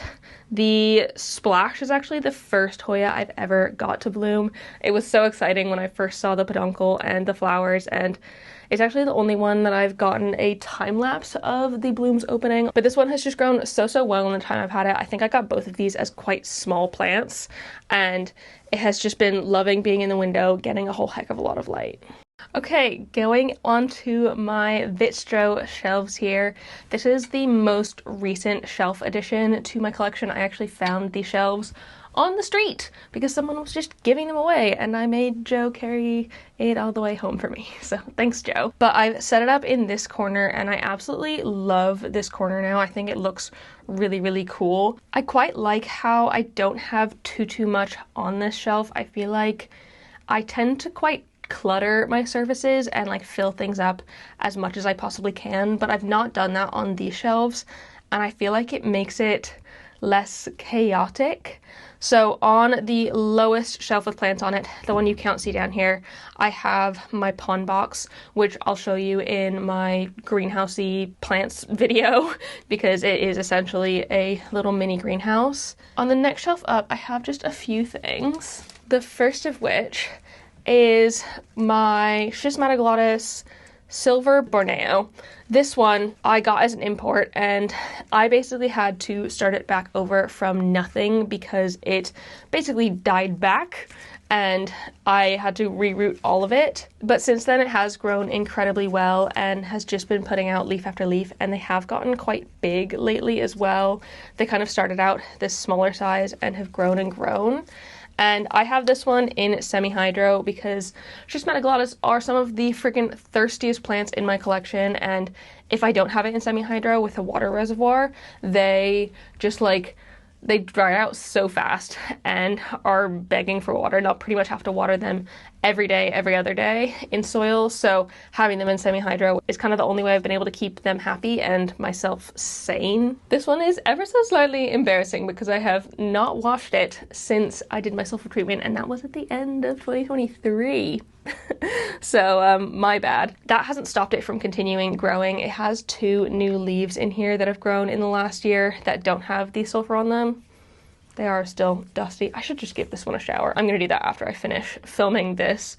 But this is a Sansevieria Silver Flame, and it's characterized by having a dark green middle and then sort of stripy variegation on the outside of its leaves, which make it so different from all of the other Sansevierias I have in my collection. I've never seen any other Sansevieria quite like this, and I don't think they're that common. I got this years and years ago, and like, to be honest, this is another one that I kind of just set and forget and I don't even think about, and so that's why it's probably not grown to the best of its abilities. But at the same time, I don't mind. I still think it is absolutely gorgeous, and I'm not worried about it, and I don't need it to grow massive. I'm not out here begging for it to get bigger and bigger. That doesn't really appeal to me necessarily. I kind of like that it's just been slow and steady. I've not given it anything in a very long time. I've got another lipstick plant here. This is a variegated lipstick plant, one of my 2 variegated lipstick plants. The other is in my Millsbow, and this one is an Acecanthanthus labianus, I believe it's pronounced, and it's closer to the sort of normal plain green lipstick plant, but more of a variegated version. It's got these beautiful, almost Hoya looking leaves on it with the variegation, and they're like very plump and waxy looking. Oh, this is actually my favorite vine of them all. This one right here. And again, this one was grown from a single cutting. I genuinely don't even remember where I got the cutting. It must have been in some sort of plant swap, but I grew it from that, and it has branched out similarly to the Black Pagoda, just branching and branching, and is now a lot more of a full plant. And I've recently popped it on these shelves, and it's getting grow light now, and so the new leaves are coming in very variegated, and they come in a little bit like pinky purple, which is fun too. It's just a fun, really easy one that's super duper fast growing. This bad boy is my Crassula ovata, or jade plant, and this one is a propagation from one of Joe's mum's plants, so kind of like an heirloom plant. She has 7 different plants, one representing each of us in the family, and this is propagated from those, and it has grown very, very well, albeit slowly. I've had this for years, and I've, again, not paid attention to it. The jade plant is one that you can genuinely set and forget and ignore. It is succulenty, it holds water in these sort of thick leaves, and so you don't have to worry about watering it too frequently. You can just water it once the leaves start to get wrinkled. It would probably prefer if you watered it slightly more than that, but you don't have to. Recently I have pruned the tops of all of these stems, and each one of them has grown at least 2 growth points from that cut, and so I'm hopefully going to get this to branch out further. It has grown very, very woody stems in the time I've had it. It didn't have woody stems when I first got it. When it's kind of growing out new, the stems are kind of green and lush, and over time they will get woody like this. But it's just a really nice one if you don't want to worry about anything. This here is my Ficus elastica taniki, and to be honest, it has seen better days. I know. It used to be massive. It was one of the like fairly early plants in my collection, and I think I spent like 40-50 pounds on like quite a big one. That one got destroyed by spider mites, like absolutely awful spider mite infestation, and I was only really able to save a couple of top cuttings that didn't have spider mites on them. And since then, I've lost all but one of those cuttings, and this is that one. And it was absolutely tiny before. It was like this size and not giving me much for quite a while. But I have very, very recently popped it into semi-hydro because I've heard Ficus elastica are quite thirsty. And I've never before grown a ficus in semi-hydro, but I think it has really loved this since. It did already have a couple of branches coming off the bottom, so giving it quite full appearance. But just before I popped it into semi-hydro, I chopped it and all of this new growth came out of the top. So it's been doing very well considering it's gone through so much trauma and that I absolutely neglect it. But it's a really cool, pretty one. I really like the sort of variegation on the leaves. I prefer it to the sort of solid Ficus elasticas and the ruby as well. The pink's cool, but like not really my jam. I like the sort of creamy white variegation the best. Absolutely obsessed with this new leaf. This is an Anthurium crystal mag that I got at the last plant swap, I believe, and I got it as just a single leaf plant, and it has since recently put out this beautiful new leaf that is not hardened off yet. And yes, it is a little bit funky and warped. I know it's not perfect. It's a little bit lopsided here. I don't mind. I don't care. I know some people might care if their Anthurium leaves aren't perfect.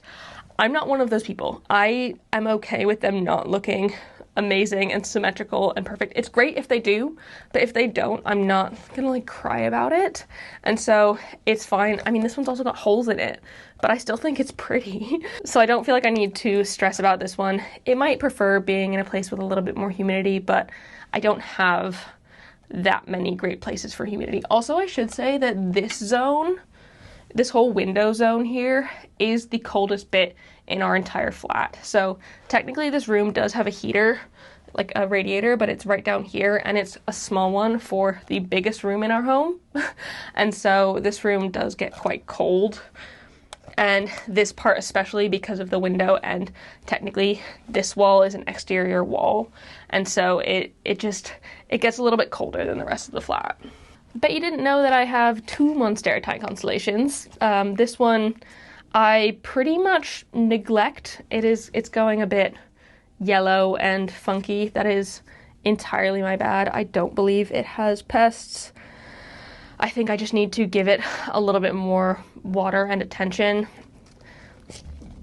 Oh my god, yeah, I actually just seriously need to repot it. Look at those roots. Oh my gosh, these are absolutely freaking stunning roots.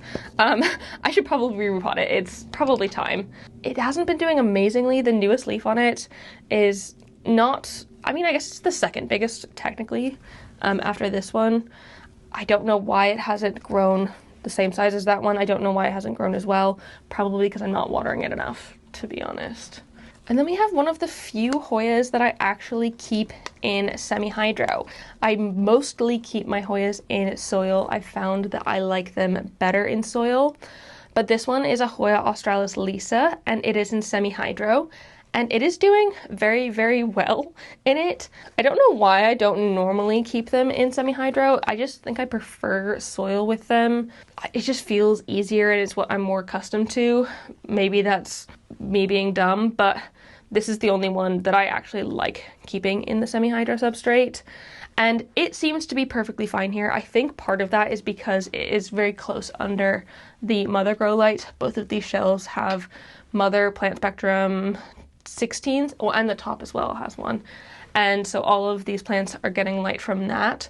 They otherwise don't get any light. I know I'm right up next to a window, but because it's like an alcove and offset from it, this area gets no light otherwise. And so the only way I'm able to give these plants light is through grow light. So these grow lights go on, I think, at 10 a.m. and go off at 10 p.m. So good 12 hours of grow light a day.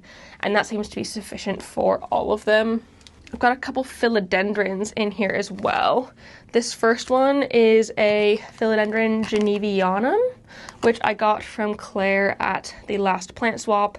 It's kind of like an ernestii mixed with a fuzzy petiole. It's got these crazy fuzzy petioles on it, and it is just chugging along, going quite slowly. It was a one-leaf cutting when I got it, and so it's taking its time to build up, but it looks like I've got a new leaf coming on in there. Eventually, I will try and get this one on a pole because I think it would appreciate it, but for right now, I don't feel like it needs it. Like, it's kind of too small to get onto a pole at this point, but one day it will get there. And then the other philodendron, which is actually doing really, really well, and I'm very excited about. This one is a variegated philodendron plammonii. And it's just popping out this new leaf in here, which looks to be so much more variegated than the other ones. Oh my goodness. Okay, sorry, I shouldn't do this, but oh my god. Look at that.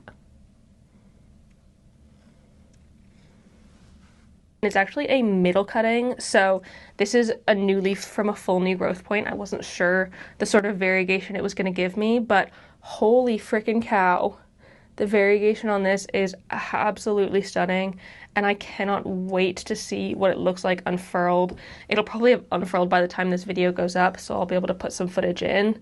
Normally I'm not the biggest fan of philodendrons, but when they're a little bit unusual and special, like this one being variegated, it just makes it a little bit more fun.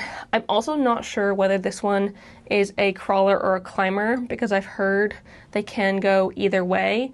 So I'm gonna have to wait and see when it starts giving me more new growth, if it wants to crawl or climb, and give it the appropriate pot, whether that be a trough or a pole to climb up.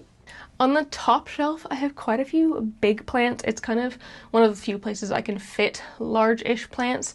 And in front of it, I actually have another tension rod. So let's go for the hanging plants first. This one is a mistletoe cactus, another jungle cactus. I have recently pruned it back because it was probably twice as long, and so I really needed a bit of a chop. It has grown very, very well for me. It does have a few little flowers on it. They kind of look like berries. There's just these little white balls. They look like I want to squish them. I don't think I should though. Which I think is how it gets its name as mistletoe cactus, because it looks like it has those little white flower berry things that mistletoe has on it. And this one is super duper drought tolerant. And I know that because I water it so infrequently. It is in a hanging pot without a cash pot on it, and so in order to water it I have to bring it into the shower, and I don't do it all that often because it's a whole heck of a lot of faff, and I just can't be bothered a lot of the time, and so it doesn't get as much water as potentially the other plants in this zone, and as well as fertilizer. It doesn't get as much of that either, yet it is still growing very, very well and strong. The other hanging plant I have in here is this guy. This is a fernleaf cactus, and I am obsessed with this as a plant. I think they are so beautiful. I love the way these leaves sort of come down. This one's another jungle cactus, and so it's super easy to prop from cuttings in soil. Just make sure you're giving it quite a lot of water. This is probably one of my all-time favorite plants just because, again, it is so easy and it does give such amazing jungle vibes. I love having it hang down in my home, and it has grown so well for me. Like, all of this new growth down here is amazing. I'm pretty sure when I first got it, it was just sticking outwards, and now it's kind of getting heavier and heavier and starting to trail downwards, which makes for a really cool look. I am gonna not put it back though, so you can actually see what I have going on here. This guy is another Epipremnum aurum. I think this is a pearls and jade as well as a leopard. I could be wrong in that. I know it's definitely a pearls and jade, and I know it's definitely got two different types in here, but I can't remember for the life of me what the second type is called. One of them has this sort of cool splashy like variegation, and the other one is a little bit more solid. I feel like this is the pearls and jade. I could be wrong though. Either way, it's a mixed pot of things that look like Pothos and Joy that aren't Pothos and Joy, and it's a very easy one. It grows very similar to the Pothos and Joy. I've just not had it as long, and so that's why it's not as full. I've not taken any propagations from it to put back into the mother plant. I probably should though, because then it would fill out a little bit more. This big guy here is, oh gosh, it's gonna fall out of its pot. It's so heavy. Is an Alocasia ninja. And it's got like the freaking biggest leaf for an Alocasia. I am surprised how big it is. This is actually kind of an anomaly leaf though. All of the leaves I've had on it since have not grown quite as big, so I'm not exactly sure what happened to get it this one. I'm not mad though, because it looks absolutely astounding. It is grown so much better than my black velvet. My black velvet has given me a whole heck of a lot of issues recently, and I've had to kind of start that one over. So this one kind of just feels like a better version of that almost. But it's got the same sort of black velvety leaves, and even the backs of the leaves are cool. They're a little bit more like purpley almost, and you can see the veination in there. It makes for a very, very cool plant. I just have it in the back corner. I pretty much ignore it. I probably should repot it though, because it is feeling a little bit heavy and like not supported in its pot. This absolutely gorgeous thing is my Anthurium warwickwianum, and she is beautiful. She does, however, only have 2 leaves, and one of them is a little bit mucky, but the last leaf it's given me is absolutely perfect. Literally perfect. Look at that. And much bigger than the previous one. This one actually looks like it's probably starting to go, at least on the back. It's a little bit spotty.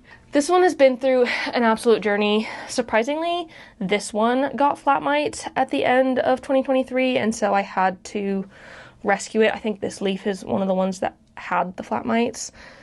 Since then, I have been able to get it to grow well again, and I have popped it into semi-hydro and no drainage, and I'm pretty sure it's very happy in there. It's got lots and lots of roots, and I think it might be trying to put out a second growth point in here. In that? Kind of odd, but I mean, I'm not gonna deny it a chance to put out a second growth point. If it wants to do that, I will be very happy for it to.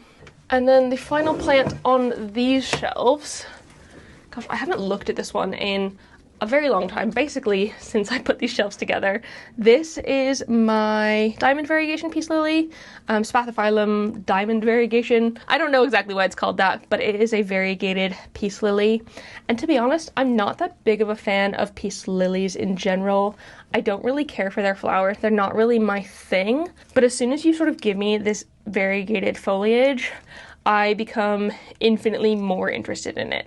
I think it is so much more beautiful and interesting, and I now want it, as opposed to not wanting peace lilies for the past several years.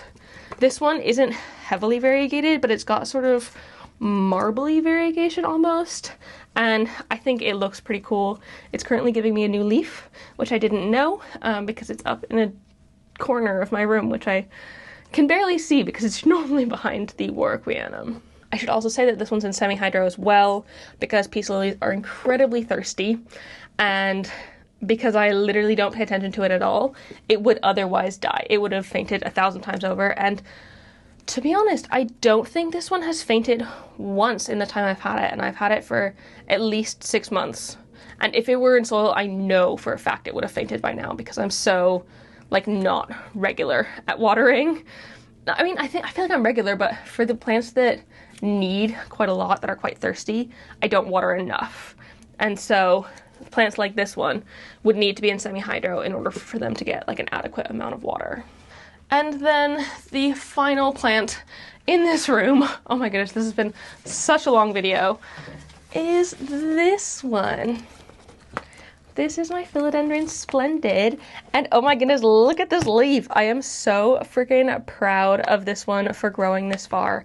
I've grown this plant entirely from cuttings. You can see down the bottom of the plant, it has a lot of quite small leaves, and that's because I got it as quite small cuttings, and I've got a lot of them. I've got tons of cuttings down the bottom, but by the time it gets to the top, it's only got 2 stems, so I'm hoping I can get more of those stems to come up to the top and size up like this leaf has.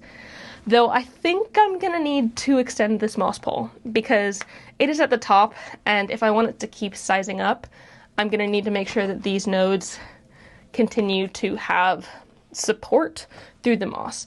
Or I could air layer it and then propagate that one back into the bottom and then kind of start over from the bottom. That is a shout as well. That might be a good idea if I'm trying to wait for more of the bottom ones to get higher up. That might be the best way to do so. But otherwise, it's very happy.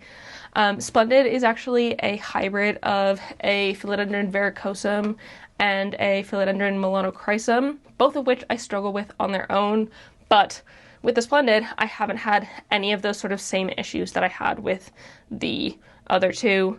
I found that the verrucosum is super duper pest prone, whereas the melanochrysum does not size up to save its life. So I'm very glad for the hybridization of those two because it's allowed me to have aspects of each of them that I like without having the sort of issues that come with them. So that is it. Those are almost all of the plants in my whole collection. Like I said at the beginning, I will be doing a sort of IKEA greenhouse cabinet pun boxy prop box video tour at some point down the line. It's just a lot to get into if I wanted to get into everything. So keep an eye out for that. It will be down below in the description once it's out. Thank you so much for watching this video. If you're at this point, I really appreciate you joining me for this whole time. I hope you enjoyed seeing my collection. I enjoyed sharing it with all of you. So absolutely huge thanks for being here. I really appreciate it. If you like this video, please give it a thumbs up down below and leave a comment on other houseplanty things you'd like me to talk about in the future. If you saw any houseplant in this video that you want me to potentially make a care video on that I haven't already, you should definitely look through my care videos. I'll put a link to that playlist as well because I've made care videos for a lot of the plants in this collection. But if there's one that you are still looking for care on and I haven't made it, let me know down below in the comments and I can hopefully make that happen for you and subscribe for more. I hope you're having a fantastic day and I will see you in the next one. Don't forget to keep growing. Bye!